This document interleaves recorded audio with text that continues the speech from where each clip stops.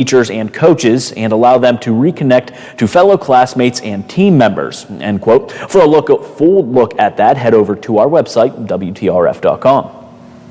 And U.S. Attorney Bill Powell has announced that he will resign his position at the end of the month. He has served the Northern District of West Virginia since being confirmed by the U.S. Senate in 2017. His office says that he took action against drug offenders with 85% of defendants sentenced to prison. Powell attributes that success to the dedication of those who worked for the Justice Department in our area. We'll tell you more about Powell and his tenure as attorney tonight on 7 News. Now looking across the nation now, the impeachment trial of former President Donald J. Trump resumes today. House impeachment managers are expected to focus on the harm caused by the riots, Mr. Trump's lack of remorse, and the legal issues that apply in his case. Paula Reed has more details from Capitol Hill. Good day. House impeachment managers wrapped up arguments today trying to link former President Trump's words and actions to the deadly assault on the Capitol. On January 6th, President Trump left everyone in this Capitol for dead. Prosecuting the case Wednesday, they played never-before-seen security camera video showing Vice President Mike Pence being whisked away to safety and Capitol Police Officer Eugene Goodman saving Senator Mitt Romney from running into the mob. That I was very fortunate indeed that Officer Goodman was there to get me in the right direction. A video from an officer's body camera showed what happened as he was dragged and beaten. It was gut-wrenching. The bravery of our police officers is incredible. It was compelling. President Trump's fate in the impeachment trial lies in the hands of Senate Republicans. But so far, the House impeachment managers' arguments for conviction have gotten a mixed response. The evidence that has been presented thus far is pretty damning. While South Carolina's Lindsey Graham tweeted, "The not guilty vote is growing after today. I think most Republicans found the presentation by the House managers offensive and absurd." President Trump's attorneys accused House managers of pandering to emotions. It's not only that they wanted plenty of video time today, it seems like they want a lot of screen time for themselves. They're clearly, playing to the cameras, to the public all of the time. The defense team is expected to begin arguments tomorrow. For more updates on the trial, stay with 7 News and, of course, our website, WTRF.com. And listen to this. With Valentine's Day this weekend, lighting candles might be part of your plans for a romantic evening, but fire officials want to remind you that using them improperly can kill the mood. They were listed as the 3rd leading cause of bedroom fires from 2014 to 2018 and caused hundreds of millions in property damage. 3 out of 5 candle fires started when a flammable piece of decor was too close to the lit candle. The National Fire Protection Association recommends using battery-operated candles instead. And if you've been to Grandview Park, you've probably enjoyed the zip lines and trampolines, but now officials say those activities will be jumping to new heights. The park has partnered with Applied Adventure to manage all of the aerial services they offer. The company will work to bring awareness of the adventures that await guests at the park and promote its lodging and event business. Hear more about what it will mean for Marshall County later on tonight on 7 News. And they've been working tirelessly to care for all of us throughout the pandemic, and it's our turn to say thank you to our healthcare workers, but we need your help. And WTRF has partnered with Belmont Savings Bank, and all this month we are collecting monetary donations that will be used to send meals and gift cards to staff at our area hospitals. If you'd like to donate, you can drive through any Belmont Savings Bank location or visit WTRF.com under the Living Local tab. And while you're there, if someone you love works in healthcare, you could submit their photo and it may be featured on 7 News or on our social media pages. I'm Josh from Panhandle Cleaning and Restoration. I hope you are staying healthy. We continue to respond to structural, fire, and water emergencies. We are combating COVID-19 with our highly trained staff and latest disinfection systems, providing preventative and reactive disinfection to facilities around the region, while working with area hospitals on isolation areas and air filtering. At Panhandle, we continue to follow social distancing and hygiene protocols. We are dedicated to our community, and together we will get through this. For all of your IT needs, visit OmniPerforms.com. Omni Strategic Technologies, the only IT company that the watchdog trusts. Now, during the Jim Robinson Ford Lincoln Toyota Pre-Owned Super Sale, select from over 80 vehicles in stock starting under $5,000. Most are local trades, many with one owner. Hurry to Jim Robinson at the Highlands, home of lifetime powertrain protection. Now, during the Jim Robinson Ford Lincoln Toyota Pre-Owned Super Sale, select from over 80 vehicles in stock starting under $5,000. Most are local trades, many with one owner. Hurry to... Oh, there's something so real about living local, and I know without a doubt I'm not alone. And I love living local. There's nowhere else I'd rather be. Said I'm loving living local. WTRF is working for me. The Ohio Valley is where I love to be. Now's a great time to go Toyota for reliability, value, and style. And RAV4 is the #1 selling SUV in America over the last year, with available all-wheel drive in gas or hybrid models. Now, get up to $1,000 cash back from Toyota through March 1st. For more offers, shop Toyota's official website for deals. Buyatoyota.com. Then see your Toyota dealer. Go Toyota, and let's go places. Hello, everyone. From the Watchdog, I'm Darnell Foster with a look at your local weather forecast for your Thursday. Mostly cloudy skies, a daytime high of 32. Another cold, mostly cloudy overnight with temperatures down to about 20 degrees. Mostly cloudy for your Friday with highs in the lower 30s. Have yourself a great day, everyone. From the Watchdog, I'm Darnell Foster. The views and opinions expressed on the following program are not necessarily those of this station or its sponsors. The following program is brought to you in living color on NBC. Now it's time for Bill DeFabio on AM 1600 WKKX, The Watchdog.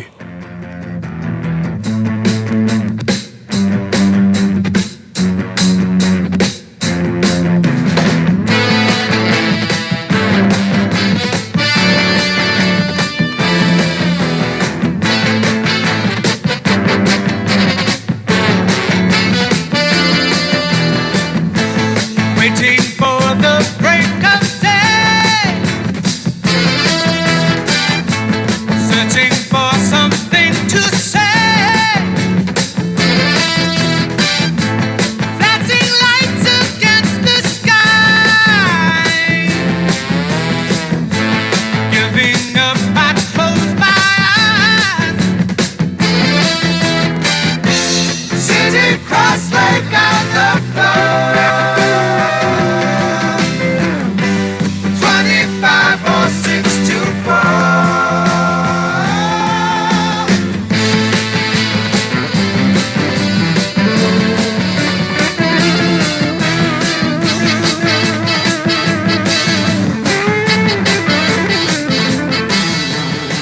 Great tune. A great tune. Start off a Thursday. Believe me, it's great to work out of your house, but I've said it over and over again, I'd rather be here. I actually missed Lola yesterday. Well, sometimes I tell a lie. Lola, you happy to see me in person, live and in color?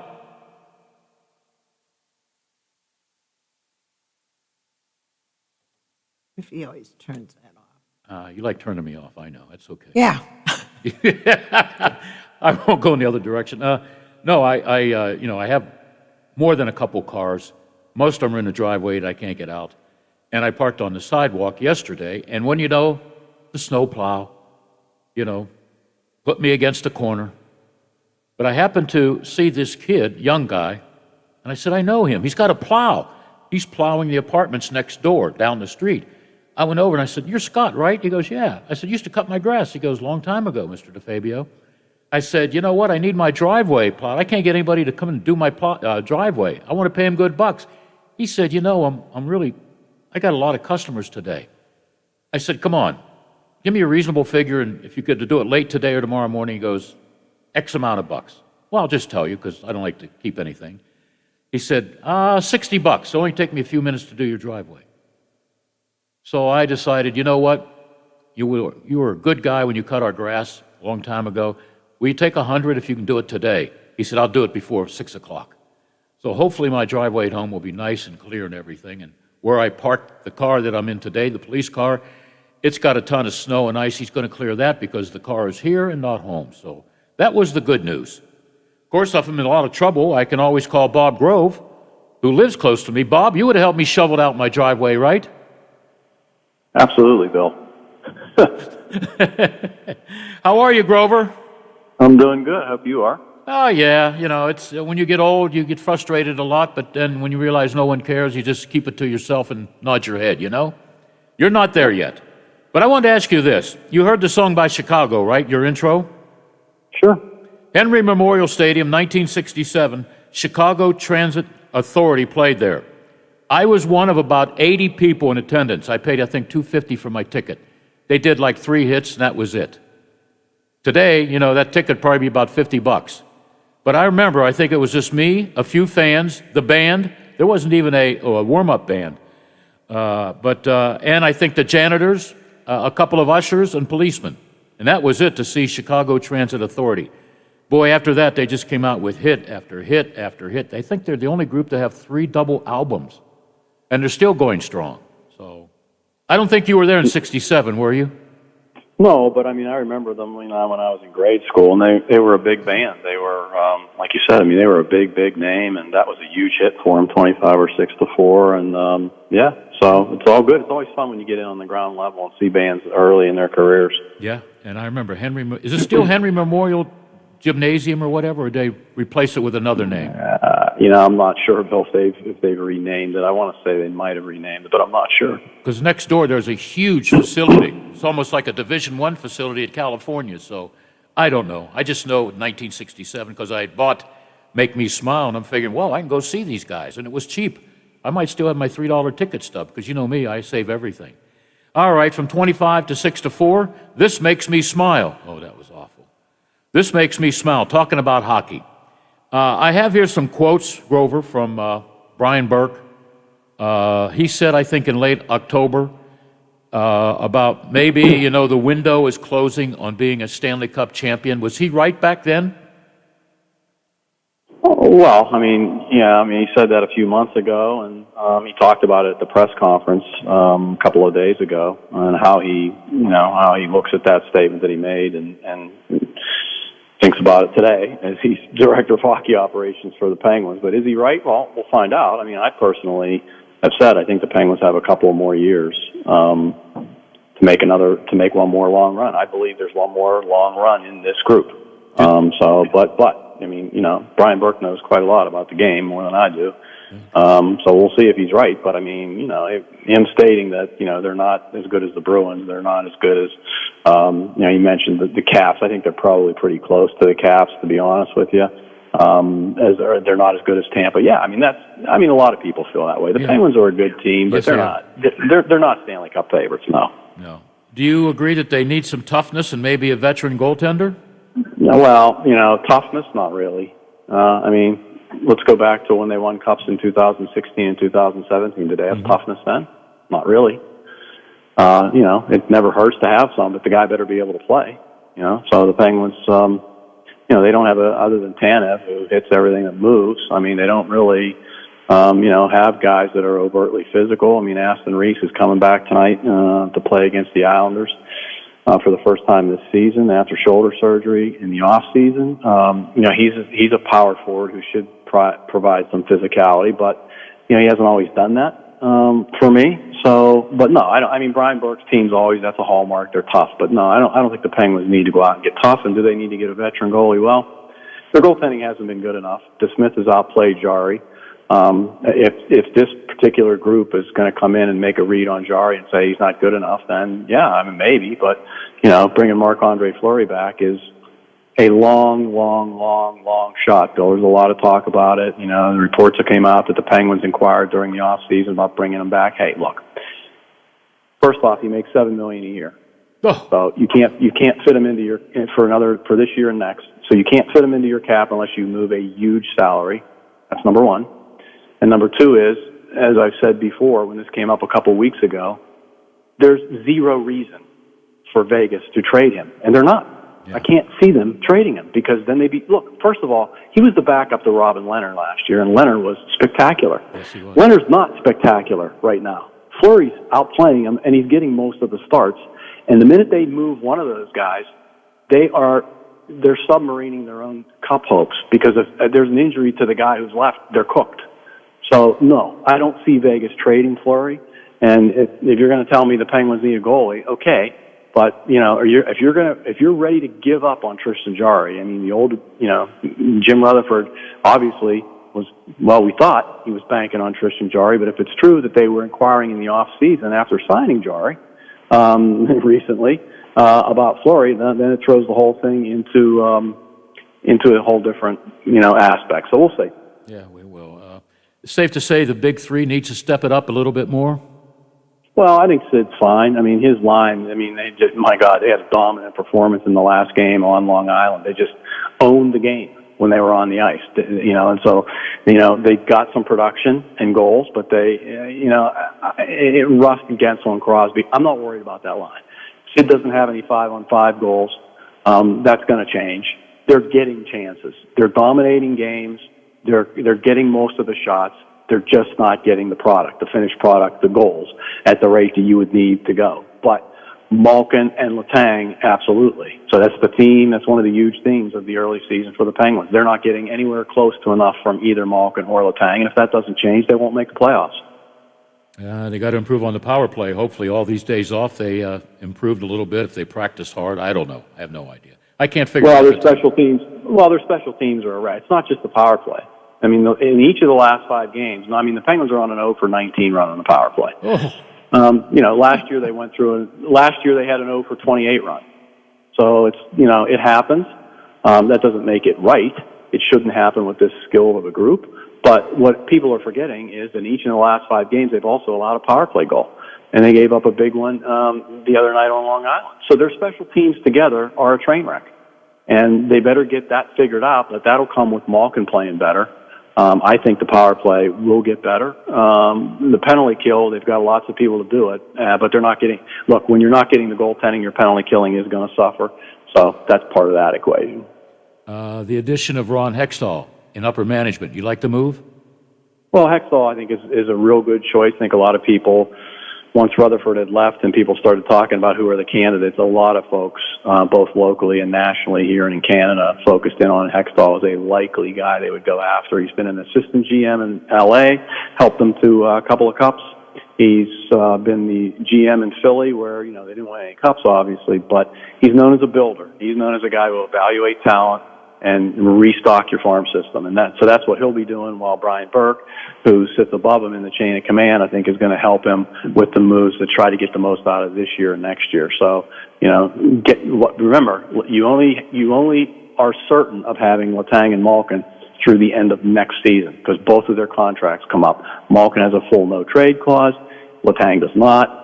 So we'll know this summer where these two, Hextall and Burke, where they sit with those two guys. I think it's pretty clear Penguins ownership wants Malkin to retire here along with Sid. But it's not so clear that that's true for Letang. So we'll see if Chris Letang gets moved. But Bill, I don't know how much you're going to get on the market for Chris Letang right now when he's going to be unrestricted free agent. You can get him for nothing at the end of next season. Wow. What's he make, by the way? And what's Gino make? Well, Gino's the highest paid player on the team. He's making 9.5. So he's making 9.5 a year, and Chris Letang's making 7.2. Gino makes more money than Sid? Yeah. Okay. Sid's making 8.7. But, Sid's keeping it at that number, and, Sid's not hurting for money. He's not hurting. He's got think about his endorsements. He's got endorsements at a level that, of course, Evgeny Malkin doesn't. But also, Sid knows that he doesn't operate like a guy's like, I've got to be the highest paid guy. No. That's just not how he works. So he's fairly compensated, and he's still just an unbelievable player, right? Yeah, you were there many times with me in the press box. maybe I didn't know you back then. When Hextall was a good goaltender for Philadelphia, Mario was one of the game's best. They had some pretty good battles, and now Mario's his boss. How unique is that?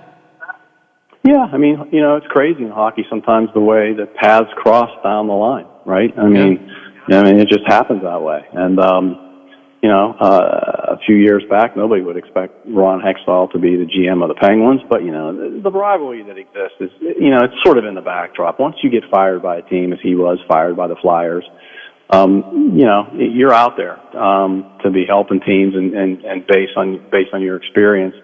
And he's got a lot of it. And I think he's got a fairly good track record. Look at the Flyers. I mean, they were one of the best teams in the league last year in the second half of the season. Half of that team, Bill, was drafted by Ron Hextall and his scouts.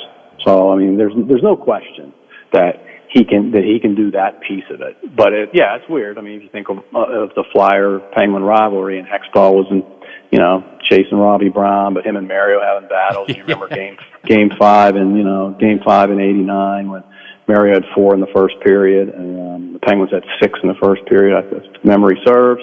And Mario had 4 of them, and Mario stole it off of Hextall behind the net and swung around and dumped it in the empty net. It was just it was an amazing fun watching the Flyers and the Penguins go at it. And I remember when they got another Flyer as a player and then a coach, Rick Tocchet, right? Well, yeah, and Rick Tocchet won the Cup with them in '92. Yeah. And so there's another look. I've done a list. I mean, there's way more than people would think. The number of players who have played for both the Flyers and the Penguins, and a decent amount of them have left the Flyers to join the Penguins either via trade or later via free agency. So there's been a lot of players who have played for both teams. Hey, remember Max Talbot? He left Pittsburgh, and where did he go? Philadelphia. Yes. Yeah. Now, were you familiar with Brian Hextall? Well, yeah, I remember him as a kid. I mean, in the early '70s. Well, you quit saying that as a kid because I was old back then, too. Come on, Bob. Yeah, well, yeah, I know. But, I remember him. I mean, he was a pretty solid player for them. And he played with Jim Rutherford, right? Yeah, weren't they teammates? Yeah, okay. Yeah, he wasn't a big scorer, but he would score his share for sure. Yeah, okay. All right, boy, you ought to write a book, man. Everybody else is writing a book. I've been promoting Bill Cower.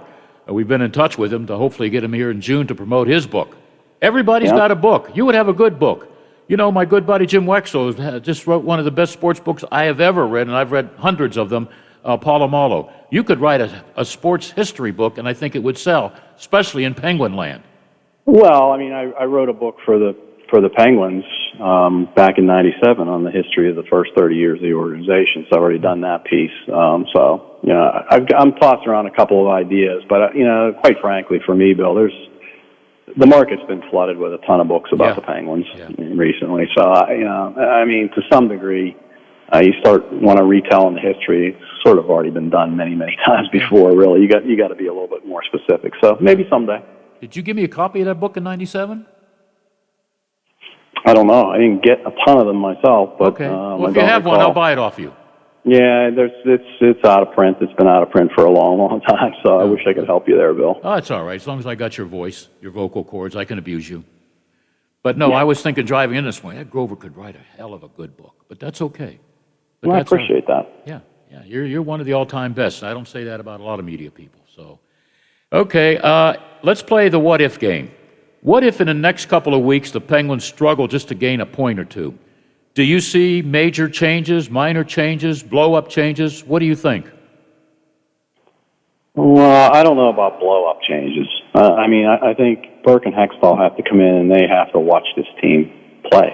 Yeah. Obviously they know about the team. They know about all NHL teams, and they've done some homework before they took the job. Yep. So they sort of understand the current predicament the Penguins are in. But they need to see them live themselves, and they need to get closer to it.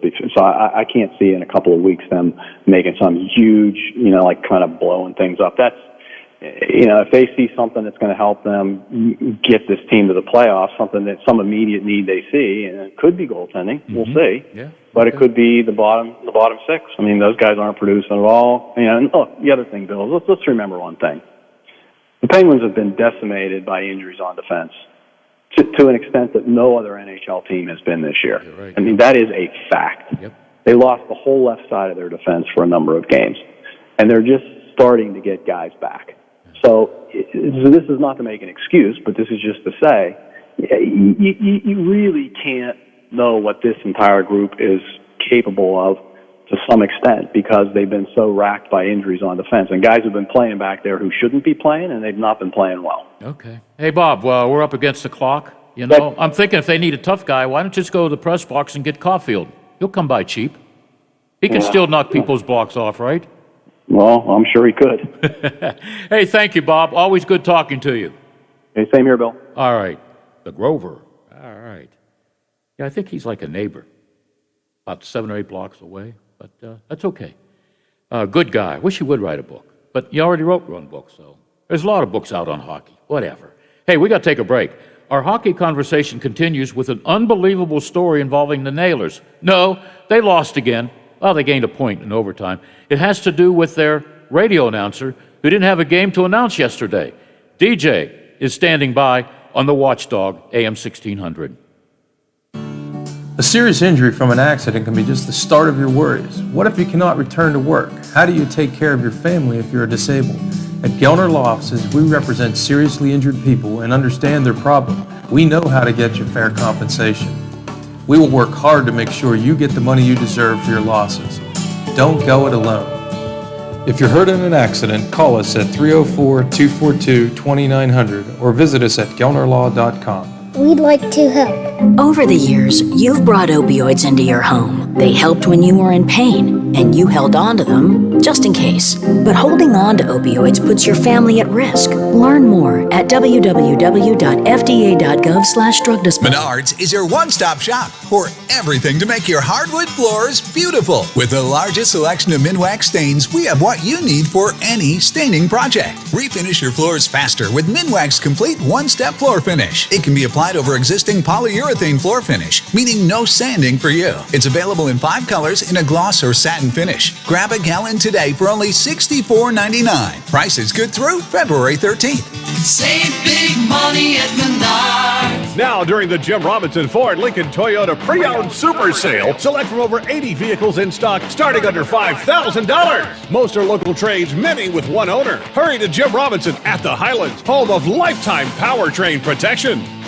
Now, during the Jim Robinson Ford Lincoln Toyota Pre-Owned Super Sale, select from over 80 vehicles in stock starting under $5,000. Most are local trades, many with one owner. Hurry to Plumbers and Steam Fitters Local 83 want to thank the owners and contractors of the Ohio Valley for using their locally trained workers to help build for the future. Local 83 helps design, fabricate, and build the gas infrastructure for the oil and gas industry here in the Ohio Valley. Plumbers and Steam Fitters Local 83 is 300 members strong and growing. They also do residential, commercial, and industrial work on both sides of the river. For more information, call Plumbers and Steam Fitters Local 83 at 304-233-4445. Does your dog need groomed or walked? Are you looking for a pet sitter or dog boarding options? If so, call Dirty Paws, Wheeling's newest pet care service, providing the Ohio Valley with everyone's pet care needs. Check us out on Facebook at Dirty Paws WHG or call 304-639-7754. Millions plan for retirement online. Estimate your future benefits, apply for retirement, and manage your benefits all from the comfort of your home. And give yourself the freedom to do what you want offline. Social Security's online services help put you in control with secure access to your information anytime, anywhere, allowing you to spend more time with family, friends, or simply just enjoying the day. Social Security, securing today and tomorrow. See what you can do online at socialsecurity.gov. New Belgium Fat Tire Amber Ale is now available in West Virginia and distributed locally by wine and beverage merchants. With its toasty and biscuit-like malt flavors blended perfectly with hoppy freshness, it's bound to become one of your new favorite craft beers. Fat Tire Amber Ale is now available at local retailers. Please don't drink and drive, and drink responsibly. The Metro News Update is brought to you by Thomas Auto Centers, Mall Road, St. Clairsville. Get the best deal at Thomas Auto Centers.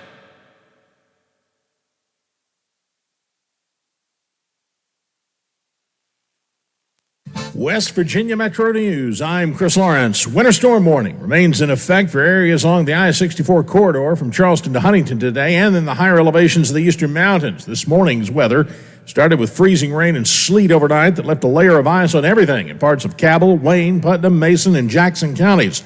Frank Chapman is the Emergency Services Director in Putnam County. Route 34 between Winfield and Tays Valley is closed due to several trees and some power lines down.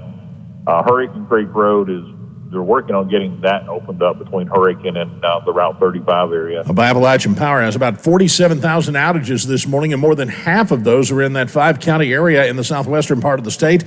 Some of those outages may need 24 hours to be restored. Governor Jim Justice pitching the idea of starting the elimination of the state income tax, and House Majority Leader Amy Summers says they're ready for that. We finally have the plan before us and what his vision is, and now we've been talking to him about those ideas, but now we can get our members all of those details and see where we can agree or where we can compromise or make changes. But House Minority Leader Doug Scaff has some deep concerns. The numbers just don't add up. The bottom line is he wants to shift the tax burden from the left pocket to the right pocket, and from average West Virginians are going to be the ones that have to pick up the slack. House and Senate floor sessions getting started this hour. State police investigating the shooting of a private security guard in eastern Kanawha County. He was protected by wearing body armor. You're listening to Metro News, the voice of West Virginia. A flight to Orlando, something that would be nice today. And Yeager Airport officials are excited that Spirit Airlines today resumed its service, 3 flights a week from Charleston to Orlando International. It's a good destination for our passengers. It's a good place to connect if you're going somewhere else. Public Affairs Manager Chris Williams of Yeager, who says also that American Airlines has restored its daily service from Charleston to Reagan National. Both were halted last year due to COVID-19. From the Metro News Anchor Desk, I'm Chris Lawrence. Tune in to award-winning radio host Howard Monroe in The Morning Show. Weekdays 7 to 10 a.m. only on The Watchdog.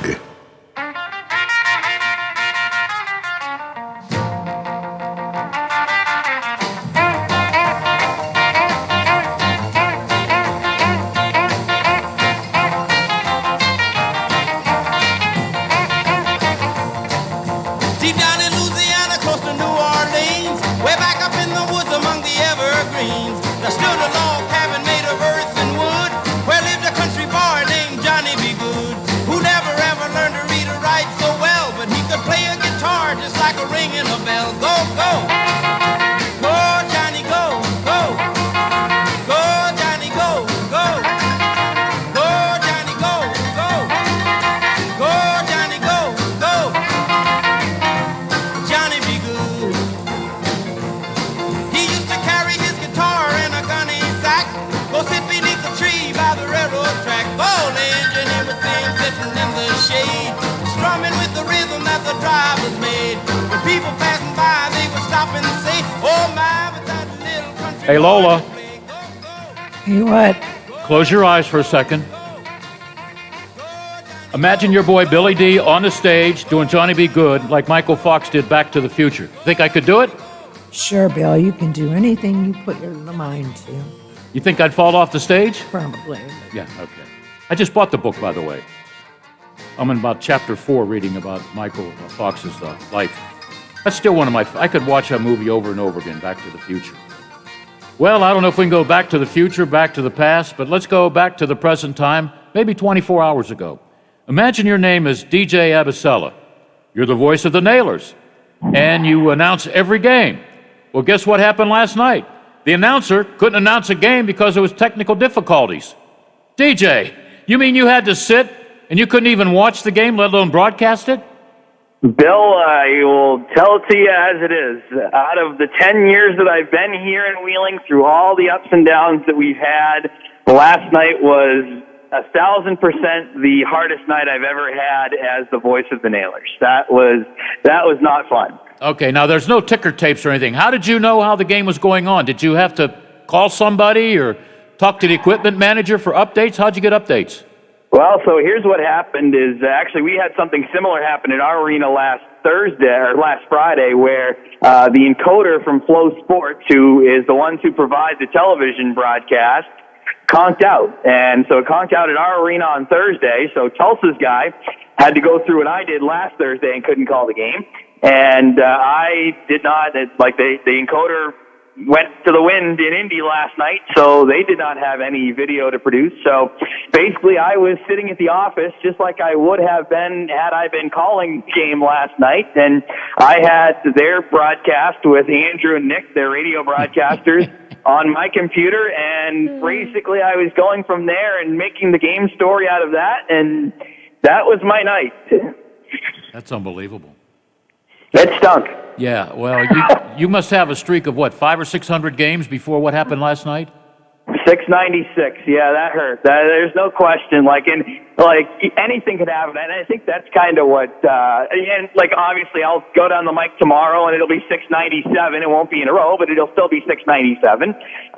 But the fact that, you know, to have those numbers and do it consecutively through, you know, bad weather, or you remember back in 2016, 17, I got sick, and I probably actually should not have called one of the games that I did. But to have 696 in a row end like that, it's like, oh, you're kidding, right? Like, and that's, it's been nice too, because a lot of the fans knew it too. And they know how much pride I take, because that's the number one love I have, is to call the games, and to have it go that way. They knew what it meant to me, and they're like, you know, they should asterisk that one, or, you know, do something like that. And, you know, they've been very uplifting with the comments I've gotten on social media, that's for sure. I got some bad news for you, buddy. What's that? Are you sitting down? Yeah. Yesterday morning, I became 51% ownership of the Nailers. So since you didn't work last night, we're not cutting you a check. You know what? I better say I'm just kidding, because somebody out there, all it takes is one person. Did you hear Fabio about the part of the Nailers? No, I'm just kidding. I'm just kidding out there in listener land. But, you know, hey, I wanted to see you get 700 in a row. That way you could join Ruth, Bonds, Aaron, you know what I mean? The 700 Club. Well, you know, you always joke around, and you always talk about the bobblehead, and I've always said 1,000, which that, you know, I can't do 1,000 consecutively, but that's the magic number for me, for sure. Like, if I can get to 1,000 games pro broadcasting, that would make it, you know, not that it hasn't been worth it already, but that would be what would send it over the top for me, be like, you know what, that's the special moment right there. All right. Are we going to have a special moment when I can go on the air in the mornings or on my show and say, hey, the Nailers have just won 4 in a row. The Nailers have won 7 of 8. Is that ever going to happen, DJ? And I don't want to drink the Kool-Aid anymore. You know what, Bill? We need it to happen.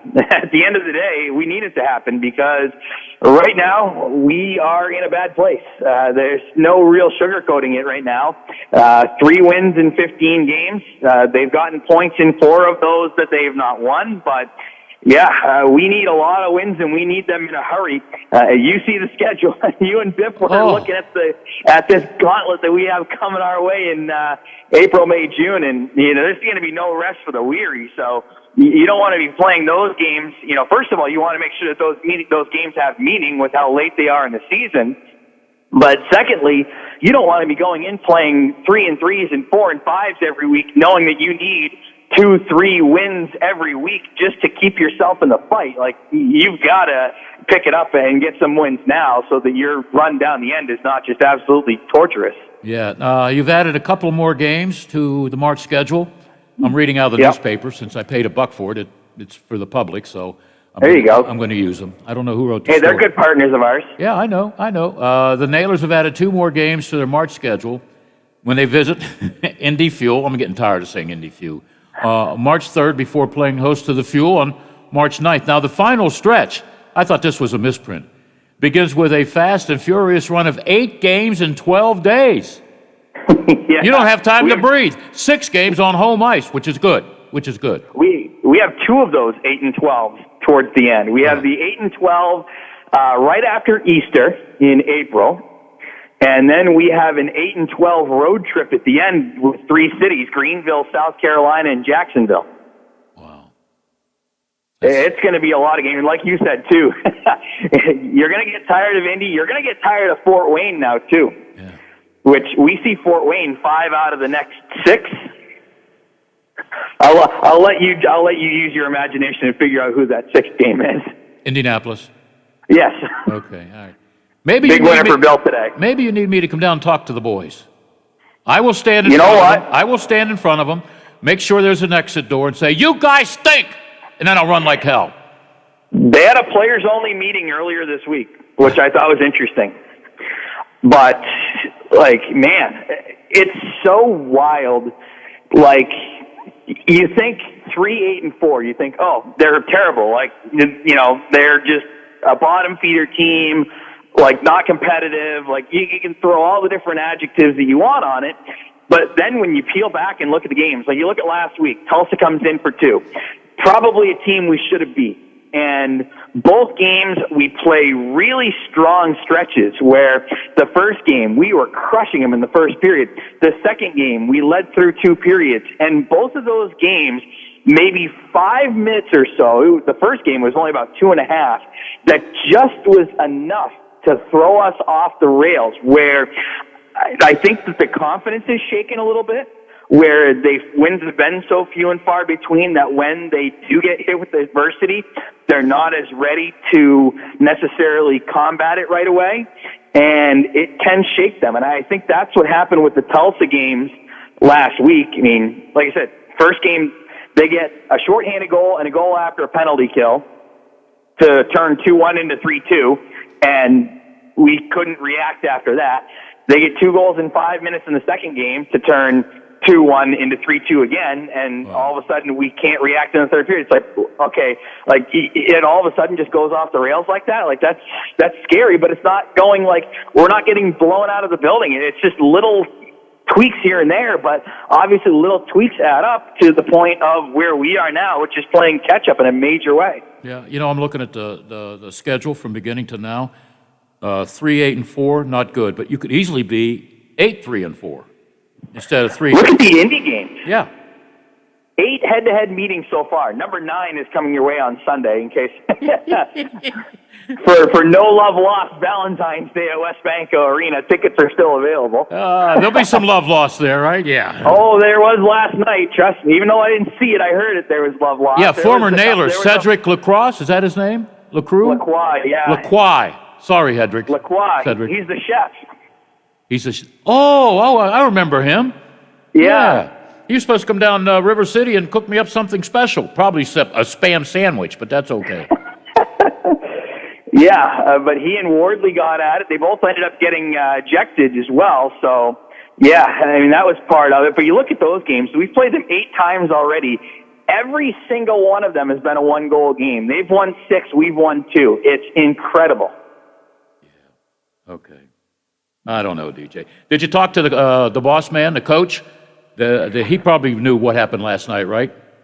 I haven't talked to Mark yet today, but I can tell, like, he's done a really good job, especially with me, and he's good at turning the page quick and moving on to the next day. But there were definitely times early on where you could sense that it was starting to weigh on him because, look, like, it's his job to come here and win. All he's pretty much done in his career is win. He's not used to having a team struggle. It's going to help him in his career if the team wins. So, the fact that this has gone the way that it has, and he knows the talent that's in the room, too. And I think that's the thing that's frustrated everybody, a lot of the fans the most, too. And like you and I, like you said, I had you drinking the Kool-Aid in the summer. You look up and down this roster, this is not a 3-8-4 team. No. But here it is. It's a 3-8-4 team, unfortunately. Yeah, it is. Yeah, you got a big weekend coming up, my man. Fort Wayne on Friday and Saturday. That's 7:10 for both? That is 7:10 for both. And you know what it is for Fort Wayne too, right? What? It's their season opener. What? They haven't played yet? No, because we had the 13 teams start in December. Yeah. And then you were able to opt in, and they were the only team that opted in to the second stretch. So yeah, they're playing opening night tomorrow. Oh, they're going to be rusty, man. You ought to kick their butt, We got to hope. Okay, and then St. Valentine's Day, where there's supposed to be a lot of love.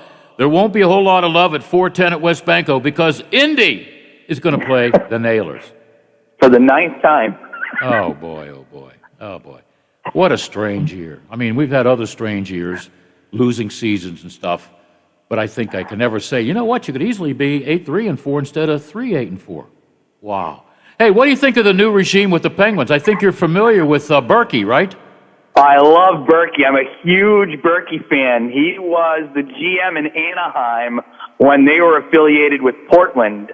So I got a chance to see that pretty well firsthand. And I just like the way that he operates, where he's one of those guys, and you and I talk about a lot of them, where some people love him, some people hate him. He's going to tell you the way it is. If he thinks that your team is underperforming, he's going to tell you we need to step it up and wake up because this isn't going to get the job done. You know, he's going to be one who's going to be front and center and just hammer you to try and turn it around. So I love Brian Burke. I got his book for Christmas. I haven't dove into it yet, but I'm excited to do it even more now. I think it's a fun combo too with him and Ron Hextall, because Hextall is kind of the opposite. He's very much to himself. He's not going to be the one that goes in front of the media and makes a scene, but he's a very passionate human being. He's very smart. He won a Stanley Cup with the Los Angeles Kings. Yeah. He played a big part in turning the Philadelphia Flyers around, even though he's no longer with them. He's got some very good knowledge too. Boy, he and I still remember him chasing Robbie Brown down the ice. But, he and Lemieux used to go at it. Lemieux scored a lot of goals against him, but Ronnie stopped a lot of goals, spectacular goals that you can watch over and over again.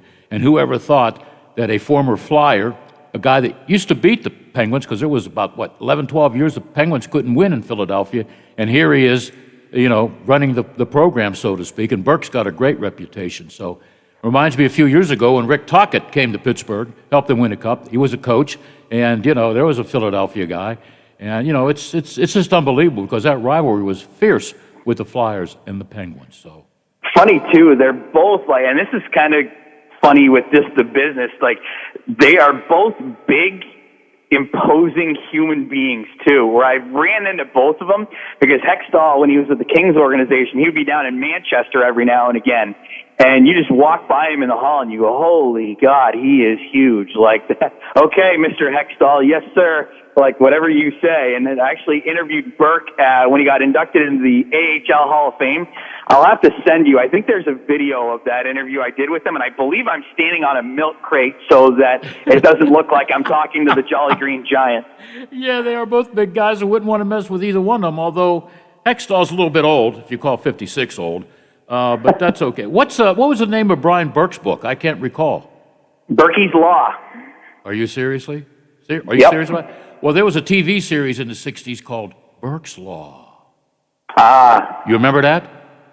I heard it. Lola, you remember Burke's Law? Who? Yeah. Who was the leading actor? Gene Barry from War of the Worlds? Yeah. All right. This may knock your shoes off. You ready? I'm ready. Knock 'em. Let's go. Uncle Billy has a remedy for your struggling hockey team. Oh, good. Perfect. Let's go. You ready?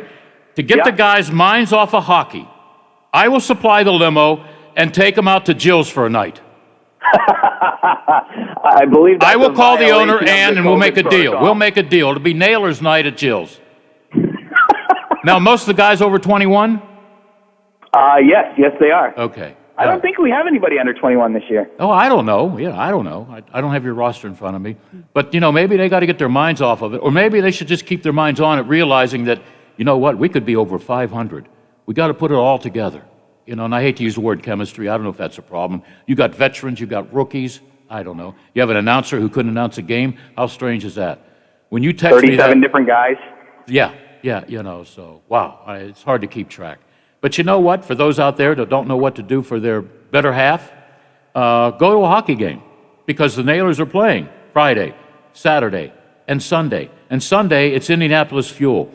I can guarantee one thing on Sunday. You agree with me, DJ? Yes, what's that? Bring out the boxing gloves. Yes. There will be that, and it's going to be every single stoppage too. These teams are so tired of each other that pretty well every stoppage they're pretty much telling each other they stink. Literally the goalie will catch the puck and they'll come together and they'll shove and they'll chirp, and it's just. It actually makes the game kind of longer, but it is what it is. There's all kinds of odds out there and all kinds of FanDuels and everything. If I put my money on one of these two, what should I do? Naylor Cedric, the cook, he used to be a nailer, right? Yeah. Going against your guy, Brad. Who would win in that fight? Come on. Oh, see, I don't know. Here's the thing. I don't think they would go against each other. Why not? Because they played together. Yeah, I remember having them in the studio. They're buddies. Now, if it's Lacroix and Wardley like it was last night, that could get nasty. Yeah. Okay. All right. And I think they can. I think they both. They're ambidextrous. I think they can both throw with both hands too. Wow. That sounds interesting. Got to get the scouting report on the fighters, right? Yeah. And I see the additional games. Did we mention them? Wednesday, March 3rd at Indy. Tuesday, March 9th, Indy. I'm tired.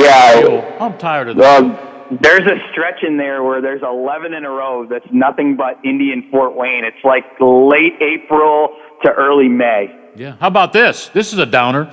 An 8-game road trip to Greenville, Jacksonville, and South Carolina. That'll bring you close to the finish line. Yeah, that I want to get to go on, but hey, what are you going to do? You don't think things could change where you could go on the bus, Gus? Boy, I hope so. I really do, because those are 3 fantastic cities, too. Yeah. I love Charleston. South Carolina is awesome. Jacksonville's a nice small city, yeah. Jacksonville's kind of bizarre. That one caught me off guard. I guess I was expecting more out of Jacksonville. I've only been there once, but that one, like, the downtown, I was like, this is not what I expected. Yeah. Well, I'm familiar with Jacksonville. I went to a Super Bowl there. They didn't have a room for me. Seems like radio guys always get shafted or screwed. So I ended up spending 6 days in a cruise ship. Hey, who won that Super Bowl, by the way? New England, right? They did. Yeah. You know what? I don't want to give them an idiot of the day, but I like seeing Tom Brady drunk. And he was drunk when he threw the trophy. He threw the trophy. It had to be a few yards to Gronkowski. Now, if that was Juju Schuster, he would have dropped it. If you're listening, Juju, I said it and I meant it. But yeah, how can you do that? What if he dropped and it goes to the bottom of the river or whatever? I don't know. Hey, you got to trust. That was awesome, though. Like, man, oh man, how good is he? Holy smokes! Yeah, love him or hate him, and I liked him from day one. What was he drafted? 199 or something, and then he had a lot of great games. I don't know if they cheated or not. Everybody cheats until you get caught. But you know what? He's had a great career, and they want to come back and do it again. Well, and I mean, look at it now. Like, you can say all you want about what they did in New England, but like the fact that he goes to Tampa Bay, who hadn't sniffed playoffs in however long. Yeah, he had some good, like, that defense was tremendous. Their running game was outstanding. So he definitely had some nice pieces, but man, to take that team, to turn them around, win 3 playoff games on the road, like, oh wow. And to pretty well make Kansas City non-existent in the Super Bowl. Like, we talked about it last week, and you're like, oh, it's going to be a close game. And I'm like, of course it's going to be a close game. Brady never blows anybody out in the Super Bowl. Well, he just blew somebody out in the Super Bowl 43. Yeah, it was just amazing. And you know what? I know Brady's looking forward to the schedule. And on that schedule, Tampa Bay will be playing at New England. How bad do you think Tom Brady wants to kick Bill Belichick's ass? Come on. Oh, my gosh. Are you kidding me? Absolutely. That should be a Sunday night or a Monday night or a Thursday night or whatever. It's on a night that shouldn't, be on NFL Network, because a lot of people don't get NFL Network, but that's a prime time. That's 2 AFC. That's a prime time CBS game with Romo in the broadcast booth. Oh, you talk about stirring the pot. I could see it. Like, I bet you Brady's one of those guys, because you know how competitive he is, and he wants literally everything. I bet you he's one of those guys that has a list at home where he just checks things off. Yeah. All right, I did this, I broke this record, I set this, I did this that's never been done before. Like, beating Belichick has to be on that list somewhere. And I think he would like to turn it on, too. We're not talking about a close game. Right. So and it's the whole thing of, he's got to beat New England at once so he can do the 32 for 32 deal. Yeah. Where he can say that he beat every team once, because that's like literally, I feel like I'm playing like a video game and I'm hitting off all those stupid, things on the way to get all the rewards. And I feel like that's probably what Brady does. Well, I got to beat all 32 teams so I can get this medal. Yeah. One last thing on the schedule. We got about another minute. I'm crossing off all the games and everything, Fort Wayne, Jacksonville, but there's a span from, hold on, why do they fine print this newspaper? Maybe I can't see very well. You got 1, 2, 3, 4, 5 games in a row in May against Greenville. If you're tired of Indianapolis, aren't you going to be tired of Greenville? Well, those are those are 5 of the 6 that we play against them all year. So it'll just be basically like a mini series. That'll be cool though, because their coach is a former Nailers captain from actually before me. He was here 2008 to 2011, I want to say. Andrew Lord is his name. Yep. And that'll be his first time back in Wheeling since 2011 when they went to the conference final. So I know he's excited for that, and fans will be too. Yeah. You know what? Forget my idea about Jills. Some things could go wrong there, and I would get blamed for it. So don't worry about that. All right. Not to mention a major COVID protocol violation. DeFabio did it. It was his idea. Yeah, I get blamed for everything. That's okay. It was a good idea for about 2 minutes. Hey, we got to get... If you're going to break the rules, you might as well just go all out and go big, right? Yeah, well, you guys are doing it, only you're going south. Hey, hopefully you get to broadcast the games this weekend. Thank you, man. We'll check with you on Monday. Bill, you're the best. Thank you so much. All right. 696 games in a row. And he couldn't do his job. All right. Good story. Good story. I didn't want to have him on Monday or Tuesday. I wanted to save him for later in the week in case something big happened. And it did. It involved him. Timing's everything. All right? We'll be back and talk baseball with Greg Brown. He doesn't know his assignment, but it has to do with on this date concerning Three River Stadium that disappeared in 19 seconds. AM 1600. We'll be right back. The Watchdog is FM 98.1, AM 1600 WKKX Wheeling, FM 97.7, AM 1370 WVLY Moundsville. The ABC News is brought to you by Thomas Auto Centers, Mall Road, St. Clairsville. Get the best deal at Thomas Auto Centers. From ABC News, I'm Michelle Franzen. House trial managers today using former President Trump's words and actions leading up to the U.S. Capitol siege as they try to convince senators at the impeachment trial to convict the former president of inciting the insurrection. Folks, this was not a hidden crime. The president told them to be there, and so they actually believed they would face no punishment. That's trial manager Diana DeGette saying Trump supporters, some who are now facing charges for the violent attack at the Capitol, were emboldened by the president's calls, even posting on social media. Lead trial manager Jamie Raskin says it's part of a pattern that grew during his term. This pro-Trump insurrection did not spring into life out of thin air. We saw how Trump spent months cultivating America's most dangerous extremist groups. We saw how he riled them up with corrosive lies and violent rhetoric, so much so that they were ready and eager for their most dangerous mission, invalidating the will of the people to keep Donald Trump in office. Trump's attorneys could begin presenting their defense later today. The Labor Department today announcing another 793,000 Americans applied for unemployment benefits last week. That's adding to the job loss during this pandemic. The Biden administration, meantime, says it will consult with Congress and allies on how to move forward with trade with China. President Biden has used executive action to reverse a long list of actions by his predecessor. But for now, the Biden administration is keeping in place the tariffs President Trump placed on China. Officials say that's not because they think the Trump trade strategy was particularly successful, but because they want to do a full review before putting in place what they say will be a sharper, more effective trade strategy towards China. The Trump administration engaged China in a long tit-for-tat over trade, one of the most contentious issues of the former president's foreign policy. Karen Travers, ABC News, Washington. You're listening to ABC News. Sometimes driving is the best, and sometimes not so much. Like when it's pouring outside. Like when the snow is swirling. That's when you need the new Michelin Endurance XT silicone wiper blades designed to repel water, snow, and ice. Get yours today only at Walmart. Microban 24 protects against Staphylococcus aureus and Enterobacter aerogenes bacteria, but does not provide 24-hour protection against viruses. Hear that? That's Microban 24, killing bacteria on your bathroom doorknob for 24 hours. Spray on hard surfaces to kill 99.9% of viruses and bacteria initially, including the COVID-19 virus. Once dry, Microban is proven to keep killing bacteria for 24 hours, touch after touch. Keep killing bacteria for 24 hours with Microban 24. Get a free 30-day supply of Super Beets Chews, plus a free 30-day supply of Super Grapes with your first purchase when you shop at getsuperbeets.com/sky. That's getsuperbeets.com/sky.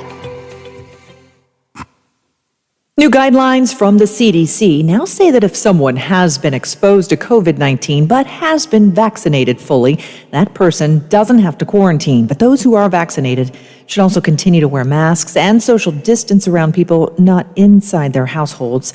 ABC News medical contributor Dr. Todd Ellerin explained. You still have to use those same infection prevention measures, so masking, distancing. Why? Because we know that the vaccines are great against preventing severe disease, but we still aren't sure exactly how much it reduces transmission. A new study shows that the types of cars more women drive could be the main reason they get hurt more frequently in vehicle crashes. Here's ABC's Sherry Preston. Statistics show that men get involved in more car crashes, but women get hurt or killed in those crashes more often. The Insurance Institute for Highway Safety now thinks it may know why. Women are more likely to buy smaller, more compact cars than men, and they're more likely to be the ones who get hit instead of the ones who hit the others, leading to more injuries and death. The discrepancy has prompted calls for new crash test dummies and possible changes to vehicle testing programs to better reflect how women's bodies react to collisions. Sherry Preston, ABC News. The show will go on. The Academy of Motion Picture Arts and Sciences announcing that the 93rd Oscars award ceremony will take place in person. And they're announcing it will be broadcast from multiple locations in April. This is ABC News. What's in store this week at Staples? Maximizing your refund and your peace of mind. Now at Staples, save up to $25 on select TurboTax software, including new TurboTax Live. TurboTax Live puts you in touch with a live expert, or do it yourself with TurboTax desktop software. Shop in store, pick up curbside, or get it delivered same day through Instacart. And save big every day at Staples. While supplies last. Ends 2/13/21. Curbside available at most stores. Instacart delivery subject to availability. Additional fees may apply. Michelle Franzen, ABC News. Menards is your one-stop shop for everything to make your hardwood floors beautiful. With the largest selection of Minwax stains, we have what you need for any staining project. Refinish your floors faster with Minwax Complete One-Step Floor Finish. It can be applied over existing polyurethane floor finish, meaning no sanding for you. It's available in 5 colors in a gloss or satin finish. Grab a gallon today for only $64.99. Price is good through February 13th. Save big money at Menards. Does your dog need groomed or walked? Are you looking for a pet sitter or dog boarding options? If so, call Dirty Paws, Wheeling's newest pet care service, providing the Ohio Valley with everyone's pet care needs. Check us out on Facebook at Dirty Paws WHG or call 304-639-7754. Now, during the Jim Robinson Ford Lincoln Toyota Pre-Owned Super Sale, select from over 80 vehicles in stock starting under $5,000. Most are local trades, many with one owner. Hurry to Jim Robinson at the Highlands, home of lifetime powertrain protection. Now, during the Jim Robinson Ford Lincoln Toyota Pre-Owned Super Sale, select from over 80 vehicles in stock starting under $5,000. Most are local trades, many with one owner. Hurry to Plumbers and Steam Fitters Local 83 want to thank the owners and contractors of the Ohio Valley for using their locally trained workers to help build for the future. Local 83 helps design, fabricate, and build the gas infrastructure for the oil and gas industry here in the Ohio Valley. Plumbers and Steam Fitters Local 83 is 300 members strong and growing. They also do residential, commercial, and industrial work on both sides of the river. For more information, call Plumbers and Steam Fitters Local 83 at 304-233-4445. For all of your IT needs, visit OmniPerforms.com. Omni Strategic Technologies, the only IT company that the Watchdog trusts. Hello, everyone. From the Watchdog, I'm Darnell Foster. With a look at your local weather forecast for your Thursday. Mostly cloudy skies, a daytime high of 32. Another cold, mostly cloudy overnight, with temperatures down to about 20 degrees. Mostly cloudy for your Friday, with highs in the lower 30s. Have yourself a great day, everyone. From the Watchdog, I'm Darnell Foster. The views and opinions expressed on the following program are not necessarily those of this station or its sponsors.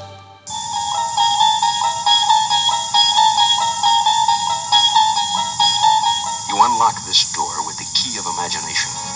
Beyond it is another dimension. A dimension of sound. A dimension of sight. A dimension of mind. You're moving into a land of both shadow and substance, of things and ideas. You've just crossed over into the Twilight Zone. Now it's time for Bill DeFabio on AM 1600 WKKX, The Watchdog.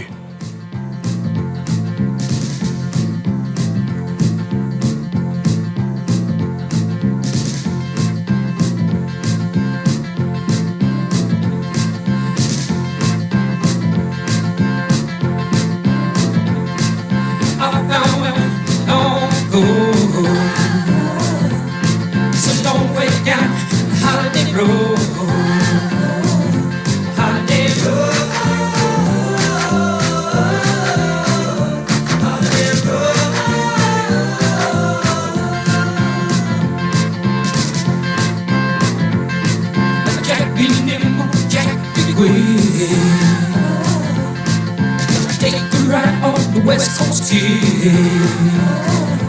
Holiday road.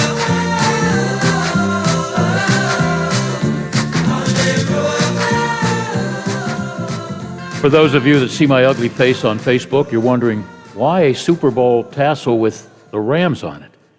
Well, there's an old adage or an old thing that Greg Brown's familiar with. If it's free, it's me. For 3 days, when I was working the Super Bowl 53, I was front and center, I think on the offensive line's floor of the Rams hotel. And the hotel manager wanted me to wear this. So I'm wearing it. It's got the Rams logo, Super Bowl 53. I wasn't going to buy it because the price tag is still in it, $35. But he gave it to me, wanted me to wear it since I'm working in his hotel. So there it is. You are the master. Well, you know what it's like. You get a lot of freebie stuff. Not like you. You are the master. Yeah, how many press boxes do you have to pay to eat, huh? Well, all of them except PNC Park. Wait a minute. I got to pay $10? I have to pay every visiting ballpark. Wow. That's not nice. Yeah, there you go. I need to bring you along. Well, I can negotiate down to the bottom, the last nickel, Oh, yeah. I remember Three River Stadium, Dizzy and George. I forgot the girl's name that were so polite and nice to us. Oh, gosh darn. I do too. Son of a gun. We could have a drink before, during, and after a game, Yeah. I used to watch Bob Prince drink at least a dozen screwdrivers before the start of a game.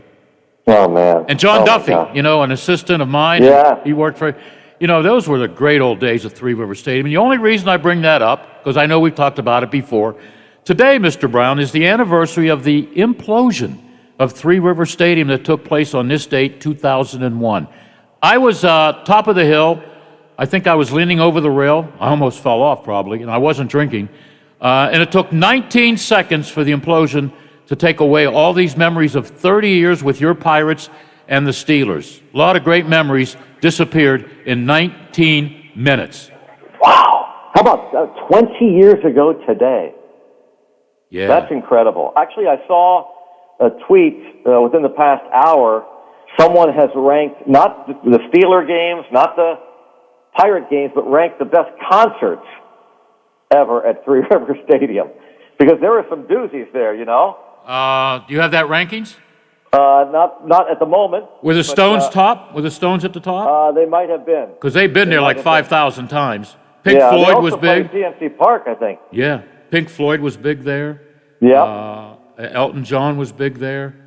Who did the thing about the moon? Oh, that was Pink Floyd. Pink Floyd, yeah. Stones. What other English group that was good? U2 was there. U2 was there. I'm pretty sure. Maybe they were. Yeah, they were somewhere in Pittsburgh. Maybe it was Heinz Field. I don't know. But Three Rivers wasn't a bad place to watch a concert. Yeah, I mean, as long as the acoustics were good, as long as the sound system was good, I should say. Yeah. A lot of it depended on. Most times it depended on the band, the group. But it's the one bad part about Three Rivers was, and the more modern stadiums had the gigantic scoreboards.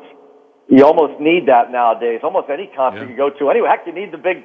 I've gone to enough concerts now at PPG. Is that what it is now? PPG? Where the Penguins play, yeah. I think so, yeah. I remember it used to be, Mellon Bank or whatever, yeah. PPG, yeah, whatever. Yeah. So it's PPG, but I've gone to enough concerts there where oftentimes I'm going to watch the concert on the big screen. Yeah. That's just crazy. Yeah. And I know one thing, talking to Jimmy Sacco, you know him, right? Yes. He's in charge of Heinz Field or whatever. Yep. I knew him when he was a paper boy in Dormont. He tells me, don't tell anybody. How about that? And I remember telling him I haven't told a single soul. What he didn't know is I told a lot of souls listening to me on the radio, but he was a paper boy. But that's okay. He's paid his dues, and he's a hot shot. I already asked him. Well, he knows. I was supposed to work the Stones concert last year, escorting them to the stage, which I'd have paid to do. But I think they're trying to get the Stones back in 2 years. But I know Chesney's coming back. Are you a big Chesney fan? Yeah, I do. I like him a lot. I've never seen him in concert, but and then every time they play at Heinz Field, we're always on the road. Yeah. Pirates. Well, that's why they figured that. They don't want you there. No, I understand. You But yeah, I really do like Chesney a lot. I'd say that he's probably my top 5 in terms of country music performers. But yeah, it's too bad. I mean, it's hard to believe that it's been 20 years. There were some awesome moments. That was a stadium, as it turns out, as you look back, as you reflect on Three River Stadium, it was the place where the Steelers should have played and should have stayed in many people's minds. It was intimidating for football. Yep. It was an enclosed cement. You don't need to have great sight lines in football. You don't need to see the skyline. You don't need aesthetically a pleasing place to play football because it's once a week. You're concentrating on just what's going on. It's fast-paced on the field. So Three Rivers was perfect for the Steelers. I don't know that Heinz Field so much. I think people, if they had to do it over again, they'd love to have renovated Three Rivers and stayed there. The Pirates, so they had some great moments at Three River Stadium. Some of my fondest memories. I know we've talked about that before. You and I both spent a lot of time there. I kind of grew up there. I didn't know anything about Forbes Field for me. My favorite place to go was Three Rivers. But as you look back on it, the Pirates needed a ballpark to play in. Yeah, you should have never left Forbes Field. The hell with Pitt. The hell with Pitt. It was their fault. Yeah, I don't agree. Forbes Field, I was never there, and like anything else, memories grow fonder the longer the time is between the end and your memory and the current moment. Wow, you sound like Shakespeare. Much like ball players. Ball players get better as time goes on. Yeah, you're right. Retired ball players are better now than they were when they were playing. Just ask them. Favorite memory as a broadcaster at Three Rivers? As a broadcaster, it was John Wehner's home run, which was the home run that gave the Pirates the lead in the last game ever, October 1st, 2000, against the Chicago Cubs. John Lieber, the former Pirate, was pitching. About the 6th inning or so, a couple outs, a couple men on, Pirates down by 2.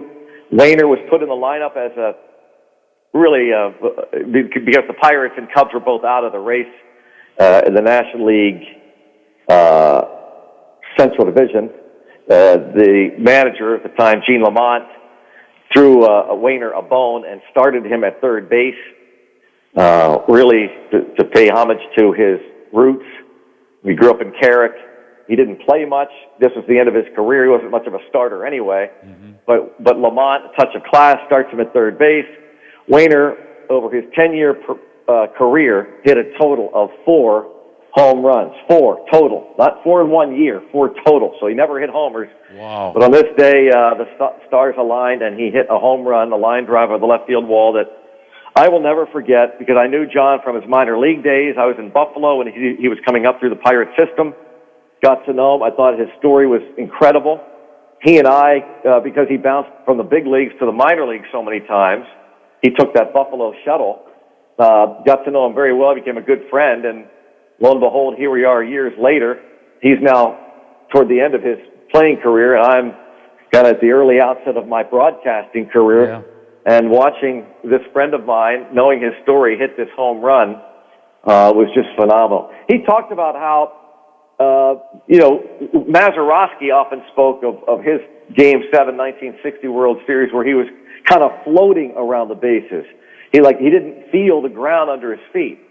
Well, Wehner, in a similar vein, talked about, he said he tried to slow down around the bases because he never hit home runs, but he said he just couldn't.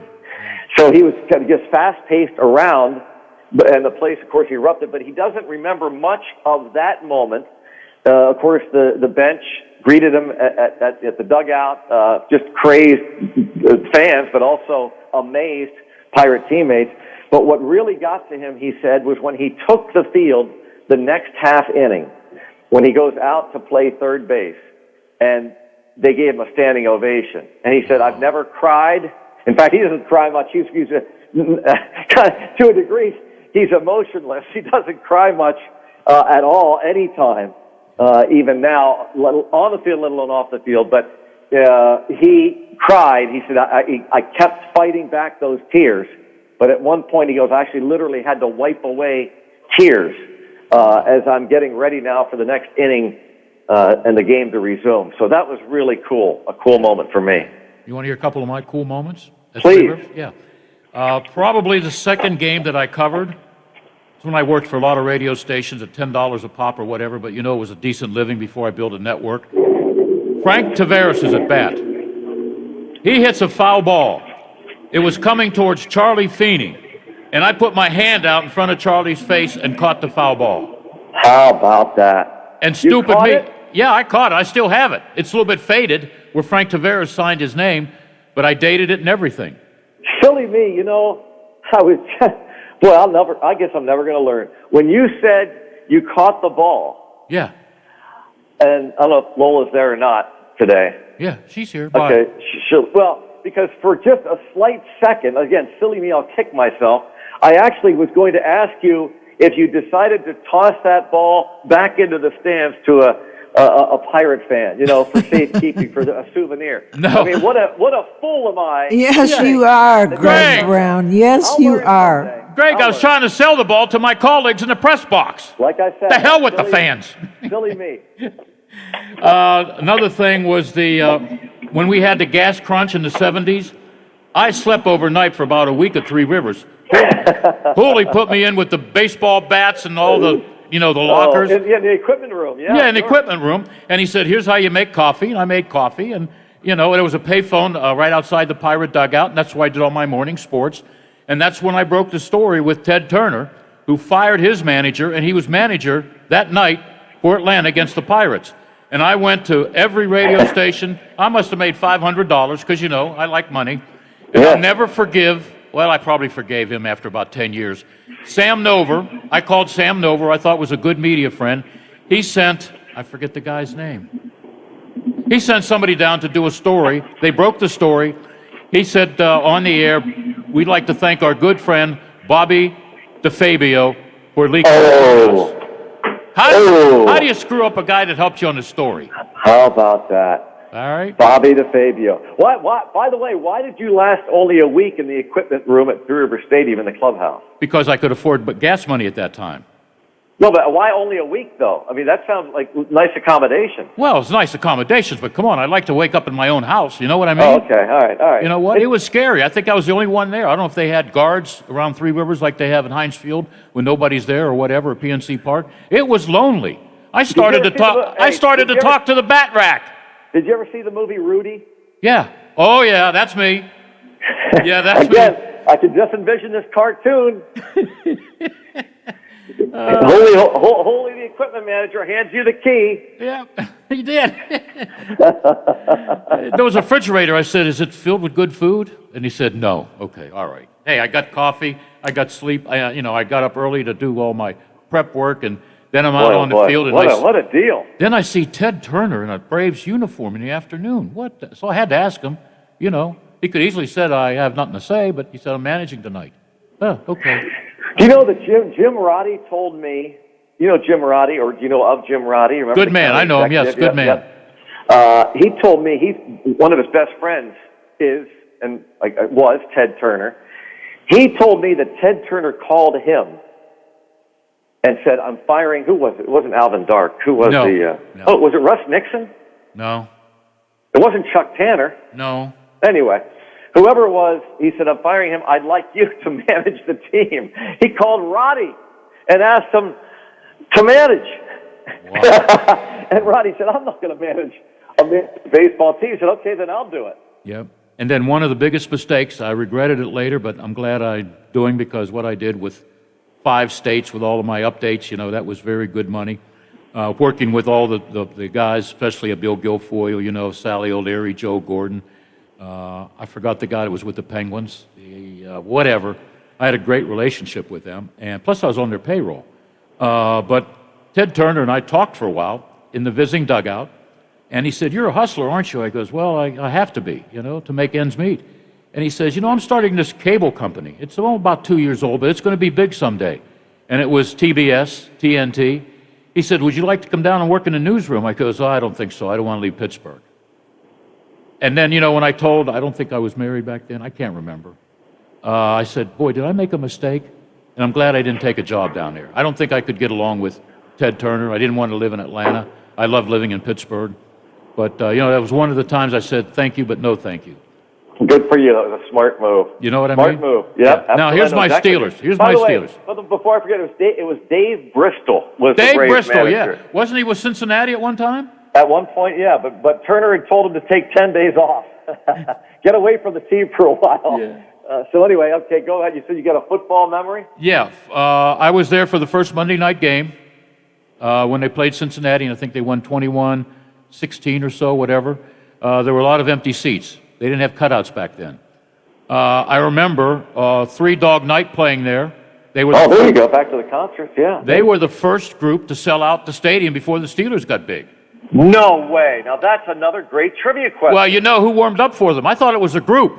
It was Lobo. Who? Lobo shows No up, and I way. said, "Where's the group?" "No, that's Lobo." "No, where's the group?" "That's Lobo." He had that one-hit single, "Me and You and a Dog he Named had Boo."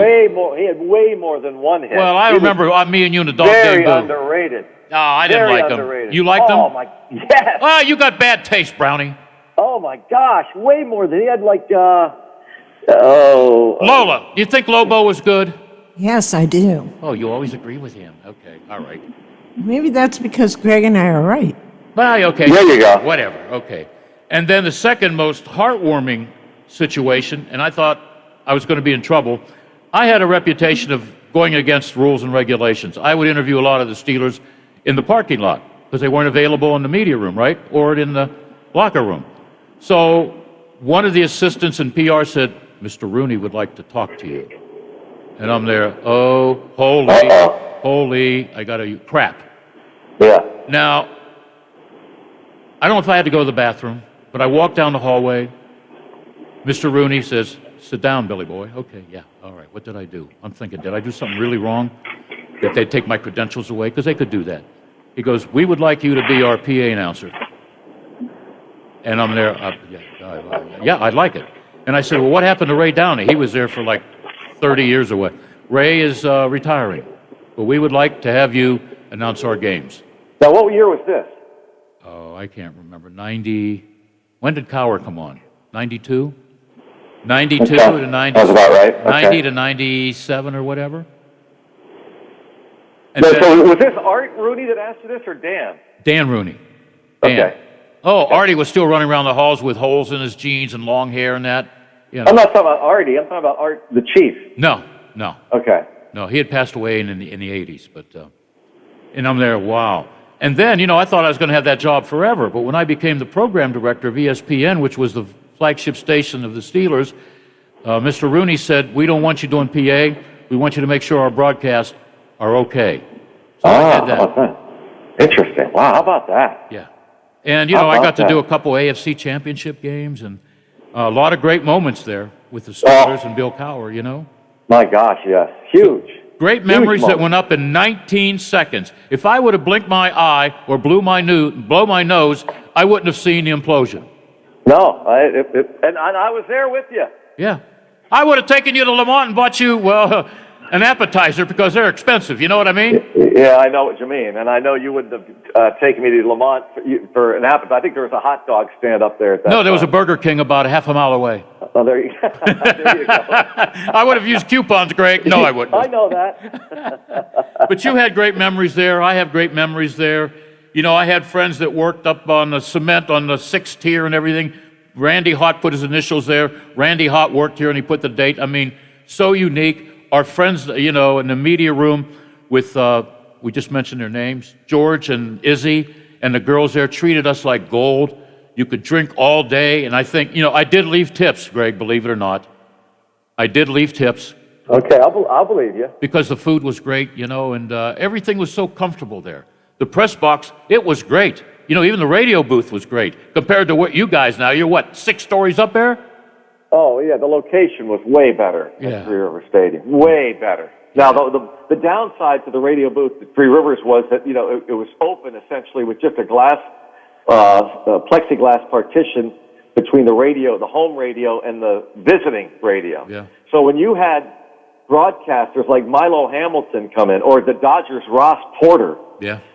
With a sparse crowd at Three River Stadium, if you paused it all during your play-by-play, you could hear clearly. It was as if the visiting announcer was on our home KDK microphone. Yeah.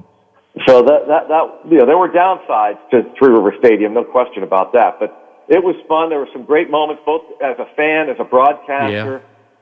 Just an absolute great place to grow up watching a ball game. Now, of course, they figured it out. They built the best ballpark in America right along the banks of the Allegheny in PNC Park. But those memories, man, they'll always be with us. And I remember a skinny, I think I called you geeky at one time, a skinny kid was the parrot for a couple of nights. Yeah, people. And you still can't dance, Greg. You're right. That's a very good call. That was that was the song that they played. They sent all the finalists, the 10 finalists. They sent them the 45 record by Leo Sayer. I Think I Can Dance. I don't know if you remember that song. Oh, I like that. They said, "Here's the record. We want you to come up with a dance routine. Yep. We're going to put you in the costume." Yeah. And then we met at Three River Stadium. I took a bus from Harrisburg, and because I could not dance, I was practicing with my brother and his family in Pittsburgh the night before the set routine, and I was getting very nervous and frightened. I said, he said, "I don't know what we're going to do with you because you cannot dance. You've got no rhythm." Yeah. And his 5-year-old daughter walked over to the turntable and accidentally pushed the record it went from 45 to 78 RPM. Oh, so now it's sped up. Yeah. And I danced around the room like a whirling dervish. Yeah. And they said, "There's your routine." Yep. And that was my routine, and I came in second. I was proud of the moment when, I don't know who was the PR director back then. It was a guy they got from Houston. He was the Oilers producer. I can't Joe remember. Gallagher. Joe Gallagher. Boy, what a trip he was. He had me throw out a first pitch. And I did the Louis T-on wind-up. Oh, yeah. Perfect strike, man. I wanted the Pirates to sign me up. I would have paid them. No, that's not true, but I know you did want the Pirates to sign you.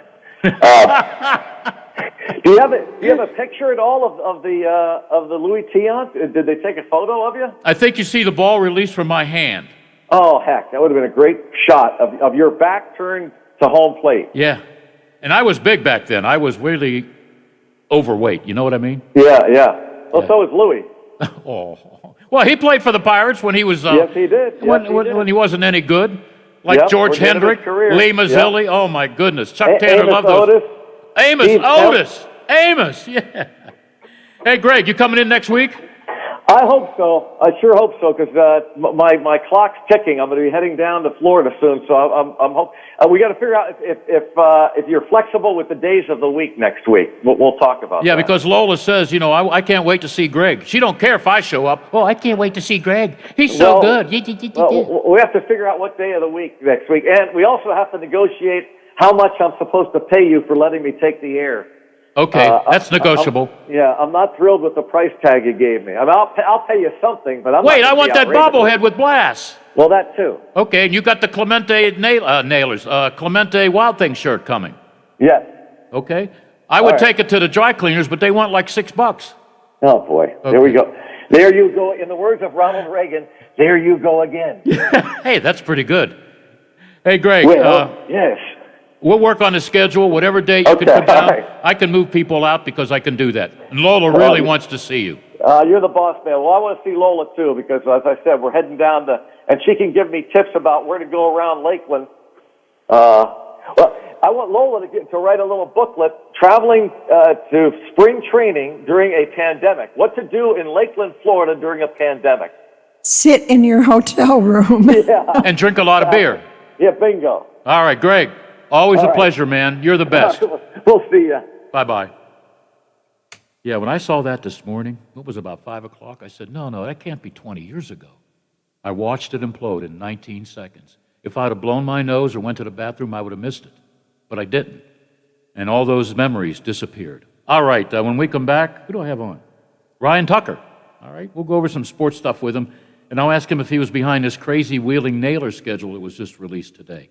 We'll be right back for the final segment of The Variety Show. Does your dog need groomed or walked? Are you looking for a pet sitter or dog boarding options? If so, call Dirty Paws, Wheeling's newest pet care service, providing the Ohio Valley with everyone's pet care needs. Check us out on Facebook at Dirty Paws WHG or call 304-639-7754. Now's a great time to go Toyota for reliability, value, and style. And RAV4 is the #1 selling SUV in America over the last year, with available all-wheel drive in gas or hybrid models.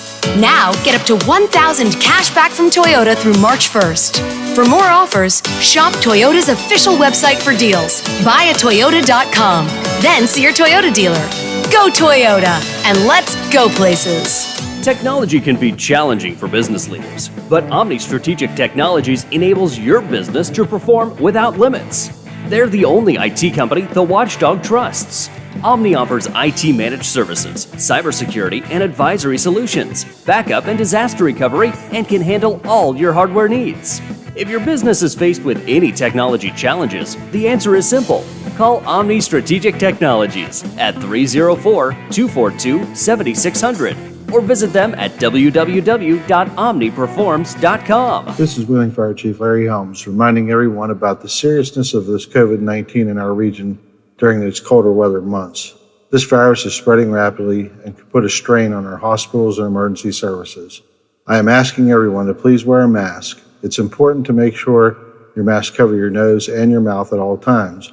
Wearing a mask is one of the only defensive tactics we have to slow this virus down. Remember, wear a mask, stay apart, and wash your hands. Now, during the Jim Robinson Ford Lincoln Toyota Pre-Owned Super Sale, select from over 80 vehicles in stock starting under $5,000. Most are local trades, many with one owner. Hurry to Jim Robinson at the Highlands, home of lifetime powertrain protection.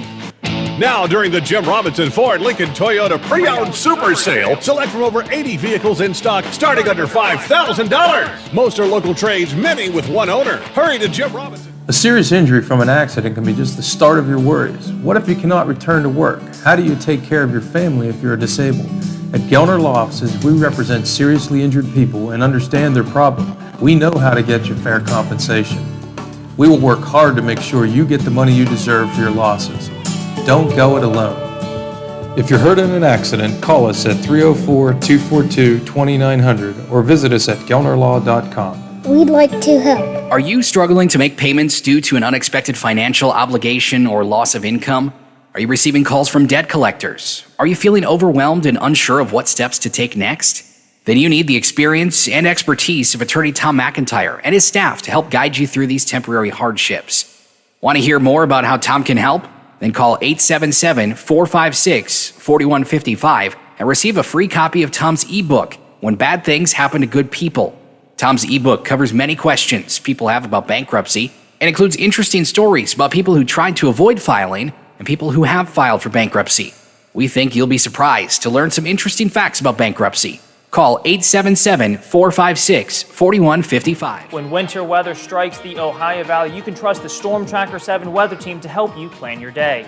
Our experienced meteorologists stay connected with you on TV, online, and on social. Get your weather information straight from a local source. We'll help you be prepared and make sure you'll never be surprised. And we do expect dry conditions overnight, tonight, and all day tomorrow. Meteorologist Dr. Dave Walker, Aaron Mylar, and me, Zach Petty, the Storm Tracker 7 weather team, working for you.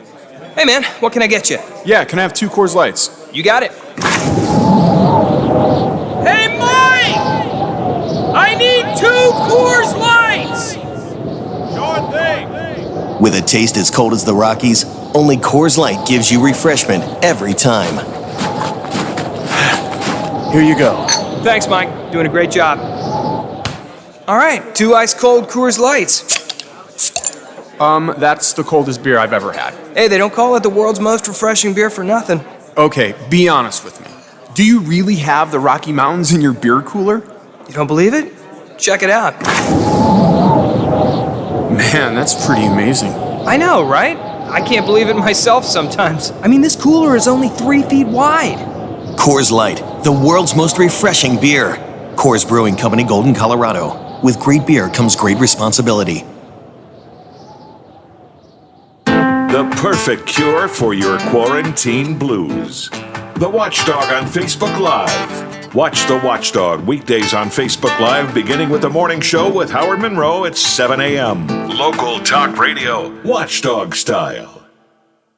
The Metro News Update is brought to you by Thomas Auto Centers. Mall Road, St. Clairsville. Get the best deal at Thomas Auto Centers. Out of the area? Toll free, 866-514-1600 or 304-232-8255.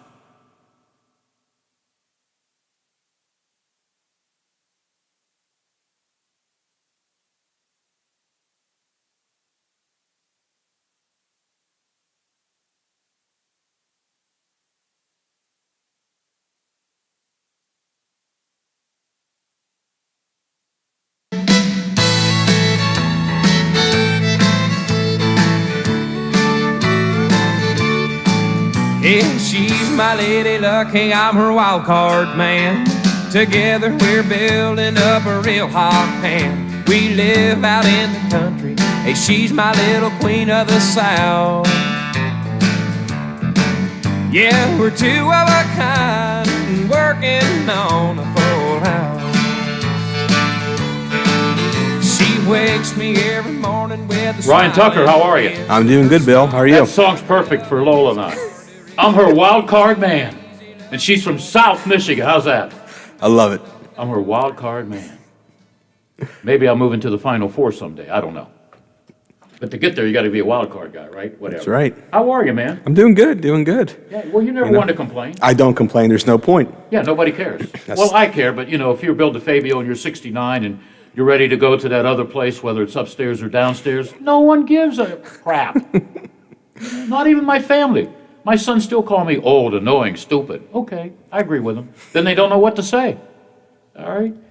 A belated birthday to Anthony DeFabio, who turned a big 3-0 earlier this week. I think he wants to go to that famous steakhouse this weekend called Bistecca, where everything on the appetizer side is like under maybe $25 if you're lucky. But it sure beats Ruth Chris Steakhouse a year ago, $800 and some. But I told him, I said, you know what, there's only going to be 3 of us instead of 6 of us last year. And he says, can I order anything I want? I goes, yeah. So I checked the menu. Oh, yeah. Ribeye, 50. T-bone, 60. That's okay. Yeah, and that's just for the steak, right? Sides are extra. Well, there's a good place over at the Wheeling Island, right? What's it called? The Point? The Point, yeah. It's pretty good. The Point is a good restaurant. Yeah, I'm waiting. Lola, you want to take me to the Point on Sunday? Since I'm your favorite. I'll take you and drop you off. Oh, nice. I thought I was her Valentine. Oh, boy. Okay. Bill. Yeah, I don't know. So how you been, man? Doing good. Getting ready for some hockey this weekend. Yeah, you got the story this morning. Is that amazing how many games you have, like, coming up? We're going to be playing through June. Yeah. Just for the regular season, and then if we can get into those playoffs. Playoffs? Playoffs? We're not halfway through the season yet. If you're in the playoffs, I'll buy you dinner at River City, and you can order anything you want. Because I get a discount if I bring a guest in, okay? Playoffs? Hey, you never know. It's still a long season. Well, we need to turn around this weekend. You didn't know about DJ till I told you, huh? No, I hadn't heard that. He didn't have a game to watch or broadcast last night. He was probably going nuts at home. Well, he goes nuts anyhow. You know, he's in his office. What am I going to do? I think he listened to the Indianapolis Fuel radio broadcast. I don't know. But he couldn't say anything. DJ Abasella can't say anything on something he gets paid a lot of money to do. Well, he gets paid a lot of money because he's got 6 jobs. He doesn't have your job, does he? Not yet. You're in charge of concessions. Yeah, I handle all the concession and down at the arena. Still, the big item is taco in a bag, isn't it? Taco in a bag from River City. They sell that. They sell tons of them. Yeah. Jason told me a few years ago that's one of the best things you've ever done. You know, make a deal and have taco in a bag. Oh, for sure. It's something portable. You can walk around with it. Yeah. And eat and enjoy it. All you need is one napkin. Yeah. Yeah. You might need a few more than that. The pretzels are pretty good too, aren't they? Oh, those pretzel sticks, that and a beer. I mean, you can't beat it. And then we have Friday, Saturday, and Sunday. Are you stocking up on the beer? We got beer. Okay, I hope the weather's good. I hope so too. Bring your Valentine. Have a nice weekend down Well, here's there. what you can do. Friday, Saturday, and Sunday, there's a special $59.99 for a couple at River City, okay? Mm-hmm. I don't want to take Lola because that's two of us, so I'll just take myself and treat myself. No, you each get a lobster, okay, a steak, salad, a special dessert. It's like $30. I mean, it's much more than if you would have bought it during the regular times. But it's a Valentine's Day special. So I've been promoting. Go to River City over the weekend. Okay, Friday night or Saturday or Sunday afternoon. Yep. Go to River City for Valentine's dinner and take your Valentine to a hockey game. Walk right across the street and come right on in, Yeah, and it's inexpensive. It's cheap. It's the beer's cheap. Beer's cheap. And, in the grand scheme of things, there's not too many options out there for some live entertainment. And I think we should support, the local hockey team we have. Come down and watch the game. Yeah. Enjoy a night out. And if you're late for the hockey game and you're at River City, you can hear DJ's Big Mouth. you can hear him before you get in. Yeah, you can. Yeah. I couldn't make fun of him today. I felt bad for him. When he texted me last night, wish I could tell you about the game, but I didn't watch it. What? Yeah, it's 2021. Yeah, you'd think. Get a tin can and give it to somebody in Indianapolis, like the caveman used to do. All right. Poor DJ. I want to take a minute out because I want to contribute to Black History Month. Sounds good to me. Especially with a lot of the tremendous men of color that I've interviewed and heard a lot of ugly stories about what they had to go through. All right, I had to write this one out so I got it right. Bill Nunn was the main reason the Steelers were studs in the 70s. Mr. Nunn found the likes of Stallworth, Shell, Greenwood, White, and some guy named Joe Green. He used his relationship with head coaches of many schools that he visited. A tremendous writer for the Pittsburgh Courier, Mr. Nunn was hired by Art Rooney Sr. to check out the college talent out there. Yeah, throughout the United States. For 30 years, I would sit at a picnic table at St. Vincent College, which was the preseason home of the Pittsburgh Steelers, high atop Chuck Noll Stadium, talking football and life in general for great black athletes with Bill Nunn. I miss Bill Nunn. By that I mean I learned a lot of black history in sports through the experience shared to me by Mr. Nunn. I know one thing, when it came to scouting, none did it better than Bill. All right, tomorrow, Friday, a rough time for Willie Stargell in his march to the Hall of Fame. Just thought I'd share some of my moments. Very nice, yeah. You like that? That's awesome. Okay. Yeah. Did you like that, Lola? Okay, she nodded her head. I should have done this earlier in the week, but it was crazy. I still can't get out of my driveway. Really? Well, I'm paying a guy good money to plow everything to the other cars. Yeah. But, we have a real good guy. I won't mention his name, Aaron. He's in charge of the roads. He does a great job, but he plows all the snow in everybody's driveway. There's not really much you can do, And I'm too old to shovel snow. Oh, come on, Bill. Get out there with the No, shovel. with the heart? Are you crazy? You're going to find me on the sidewalk, and the neighbors will say, I think Bill DeFabio's dead. Honey, I think Bill's dead.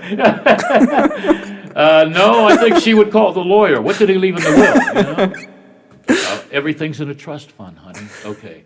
But, I tried shoveling the sidewalk. Not good. We had a lot of snow, too. And I keep looking for kids.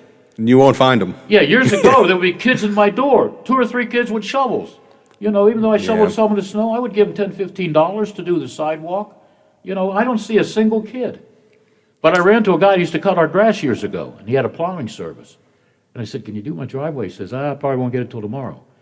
I said, what would you charge me? He goes, like $60, I'll be happy. I said, what if I give you $100 and you get it done today? He goes, you got a deal. Oh, nice. Yep. He's got till 6 o'clock, so whatever. So, yeah, it's a good deal. It's a good deal. We'll pay him in cash, too. Yeah. But it was hell. I couldn't even get out of Washington the other day. Yeah, it was bad. And I really despise doing this at home. Because, Monday, Tuesday, Thursday, and Friday, I got to look at Lola. And when I don't look at her, I miss her, Aw. I know I pick on her, and she picks on me, but, we are the odd couple. Okay? But when are we going to see a doo-wop, man? I know. I sure hope soon. We're still going through all the... I want to see a musical. Oh, me too. I want to see those trucks out front of the Capitol causing so traffic jams. I want to see that. So I can say, darn you, Denny Magruder. I got to stay in the left lane, which is like 20 cars long before I get in the parking lot. Darn you, Magruder. Yeah. But, seeing those trucks, I miss them. Can't beat it. It's Now you know what I see? Potholes. Potholes. Yeah. Yep, you got to dodge them, but... When I was driving a little Corolla, I would get stuck in a pothole, and they couldn't find me. It's that way on the highway now. They just paved 70. by Claysville. That's all holes now. Oh, boy, whatever. And I can't wait till they start on Main Street. When's that coming up? It's going to be lovely. I'm not sure when the actual time to start, but yeah, that's going to definitely cause some traffic jams down through blame here. that on Frank O'Brien. Well, Bill, we got the money, we got to do it. Well, whatever. Yeah, I know. But they're going to take the sidewalks out. There's nothing wrong with them, I don't think. You've seen the sidewalks. They're beautiful. They do seem all right, yeah. Yeah. But I guess you got to do everything. And do it all once. And then they'll find something else to do. I'm finally learning to go up and over the hill, by down generations and getting home, Oh, that's right. Yeah, but totally change your way home, huh? Yeah, well, I get used to it. You can always get used to something, but I've been asking this, and I had to drive through 2 tunnels to get to Monroeville from Washington when I was working in Byrd, and that was hell. But I would leave like 4 o'clock in the morning where there's no traffic, only policemen looking for guys like me speeding. But you know what? There's always something, whether it's in Pennsylvania or in West Virginia, and I guess when you have the funds, you better take care of them. Next thing you know, we've run out of salt, Bill. You always hear that at some point in winter. We didn't have enough salt. The boss didn't order enough salt. Okay.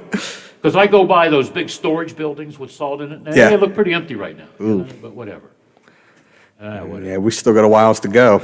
So, Denny, we need, if you're listening, Denny, and I hope you are, and I still laugh at your picture every morning because I have it at the breakfast table.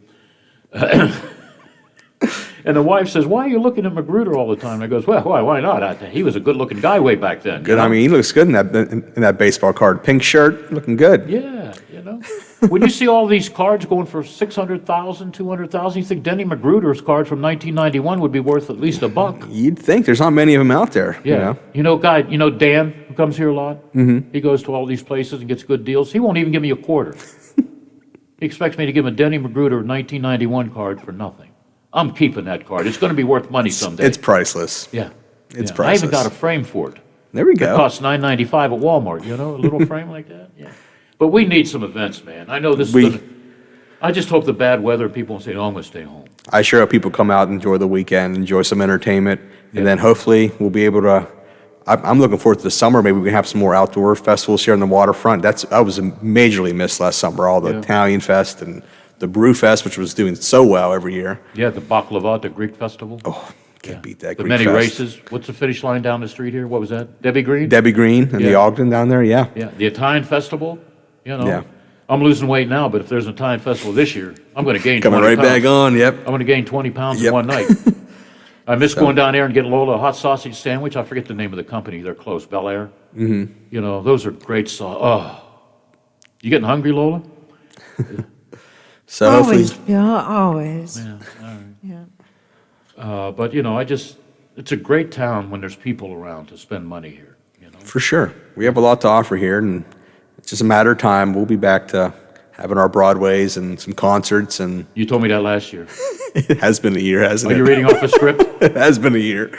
Almost a year. Next month will be a year. On this date, February. Why do I have Tuesday's oldies thing here? I grabbed the wrong one. Yeah.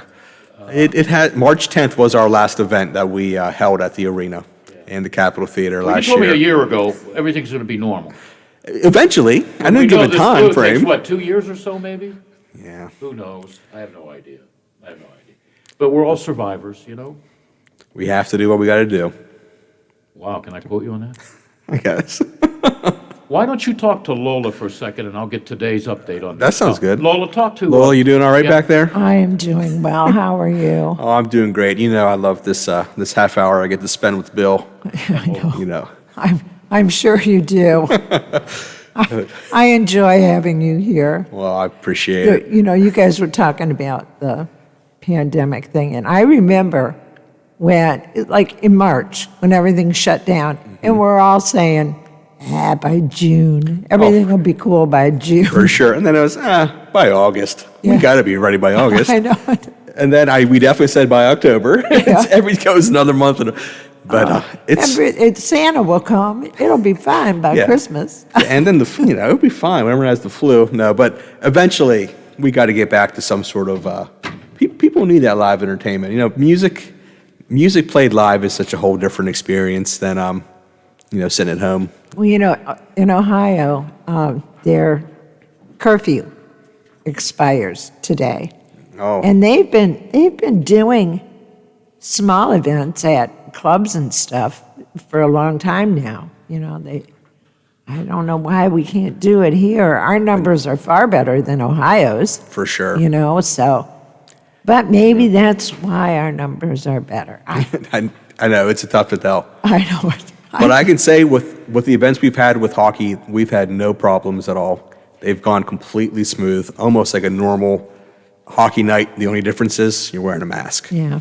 That's really the only difference, but it's gone completely smooth. And I really do think, don't quote me on this, but by June, we should be able to at least have some thought of a concert coming up, I hope. Oh, yeah. Something on the books at least. The summer festival schedule has, I'm just like, that has got to come off. It has got to, because I really, last year was Blues Fest.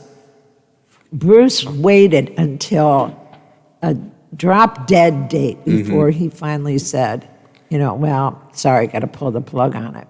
Yeah. I was so disappointed. I was going to wear a black armband the next day. Yeah. That was a heartbreak. That Blues Fest is one of the greatest events. I know. I mean, I bet in the whole country. I love that. And if you're a blues fan, that is the best blues music you can get, really. Well, I've always said it. That's my Jamboree in the Hills. And I went to Jamboree when I first moved here and had a really good time. But there's something about Blues Fest that's just different and better. Yep. Doesn't smell quite as bad. No, that's true. That is certainly true. Yeah. And you don't have to worry about getting soaked everywhere you go. Oh, Jesus, spray bottles. Could Jamboree in the Hills even exist nowadays? With the different spray and everybody with the water bottles jeez. It is a different time, and it wasn't even that long ago. No, I know it. I know. Lawsuits would be flying. Everybody. In Green G, that guy has, Yep. Good times. I'm back. Hey, Bill. We saw. Yeah. Since it's Black History Month, I found a couple of interesting things in the oldies calendar. On this date in 1958, Ruth Carroll Taylor was the first black woman to become a stewardess, flight attendant, by making her initial flight this day on Mohawk Airlines from Ithaca, New York to New York City. And I couldn't believe this.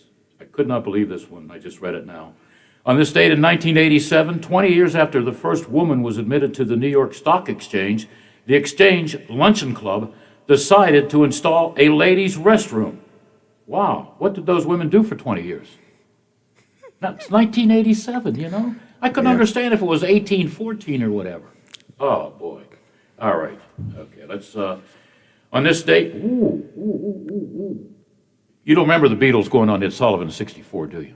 I didn't watch it live, no. I was there shaking my head because I had long hair back then. Yeah. She loves you, yeah. Oh. They made 3 more appearances after that. And I guess they only got paid about $3,500 or so the first time. That's a lot of money. That's a lot of money. In 64. Yeah. When they played at Shea Stadium a couple of years later, tickets were only $6, Yeah, all right. You don't remember Bill Haley, do you? Lola does. Rock Around the Clock? No. Sorry. 1981, he passed away. He was only 55. He did Rock Around the Clock. It was from what movie, Lola? What movie? I don't know. Blackboard Jungle. Oh, that's right. Yeah, that's right. Yeah. He was also in a movie, not about me, Crazy Man Crazy. And he did, I didn't make this up, See You Later, Alligator. Yeah. And Shake, Rattle, and Roll. I used to be able to shake, rattle. Now I'm lucky to roll. It's got to be downhill. He was inducted in the Hall of Fame, Rock and Roll Hall of Fame in 1987. What do we have, about 4 minutes? Okay. Did you ever hear of Gypsy Rose Lee? Gypsy Rose Lee, no. No? Go ahead, Lola. She was a famous burlesque star. I mean, she was a stripper, right? Gotcha. Well, yeah. But Damn Yankees was kind of about her, and Gypsy, the movie Gypsy. Oh, gotcha, was Natalie Wood. All right, Lola, she was a sister of what actress? Oh, I forget what her sister's name was. June Havoc. What? Yeah, June Havoc, Havoc. June was a child star. Well, it says here, sister of actress June Havoc. Well, yeah, but she was a child star. Oh, I don't know. And she also had one, You Can't Have Everything. Was that a good movie, or was that a musical? Or? No, it wasn't. It was Gypsy playing Gypsy. Wow. And it, for what it's worth, it was entertaining. Carole King, you know her, right, Ryan? Oh, yeah. Yeah. Can you name one song? Tapestry's the album, I know that. Oh, that's good. That was But what is this? That's the record I have. Oh, okay. But what is the track off there? That's It's Too Late, Jazz Man, Locomotion.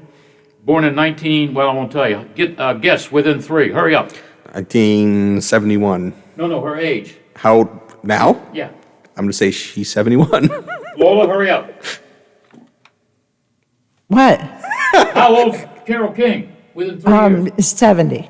That's 70, okay. Joe Pesci's how old today? He is 74. Lola? Joe Pesci, how old? Oh, 73. No, one more guess. 1, 2, 3, 4, 5, 80? 78. 78. Mia Farrow, 76. She was in Peyton Place in a movie that scared the bejeebers out of me, Rosemary's Baby. Oh, yeah. Yeah, all right. Ryan, it's always a pleasure. I know Always. you leave here happy, smiling. I do. Telling everybody that I'm the greatest thing since Swiss cheese. And I'm That's a holy. quote. I'm holy. You're holy. All right, coming up, Big Rick on the Big Rick Show. Or the Big Rick Show with Big Rick. I just want one thing. He's Big Rick, and he's got a big show on AM 1600. The Watchdog is FM 98.1, AM 1600 WKKX Wheeling, FM 97.7, AM 1370 WVLY Moundsville.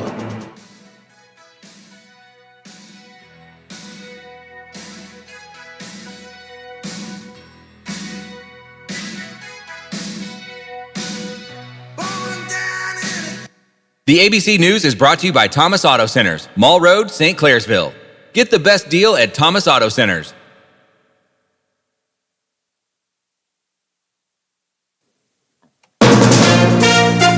From ABC News, I'm Michelle Franzen. House trial managers presenting more evidence this hour, trying to convince Republicans to join them in voting to convict former President Trump of inciting the insurrection at the U.S. Capitol. Trial manager Diane DeGetti detailed social media posts and Trump supporters' own claims that they were there on his orders. In their statements after the attack, insurrectionists routinely echoed what they had said before and during the attack. They were there because the president told them to be. Lead House impeachment manager Jamie Raskin said the attack on January 6th was orchestrated and endorsed by Trump, and the seeds of hate, of division, will get worse if he's not held accountable along with extremists. My dear colleagues, is there any political leader in this room who believes that if he is ever allowed by the Senate to get back into the Oval Office, Donald Trump would stop inciting violence to get his way? Would you bet the lives of more police officers on that? Would you bet the safety of your family on that? Would you bet the future of your democracy on that? 17 Republicans are needed to join Democrats on voting to convict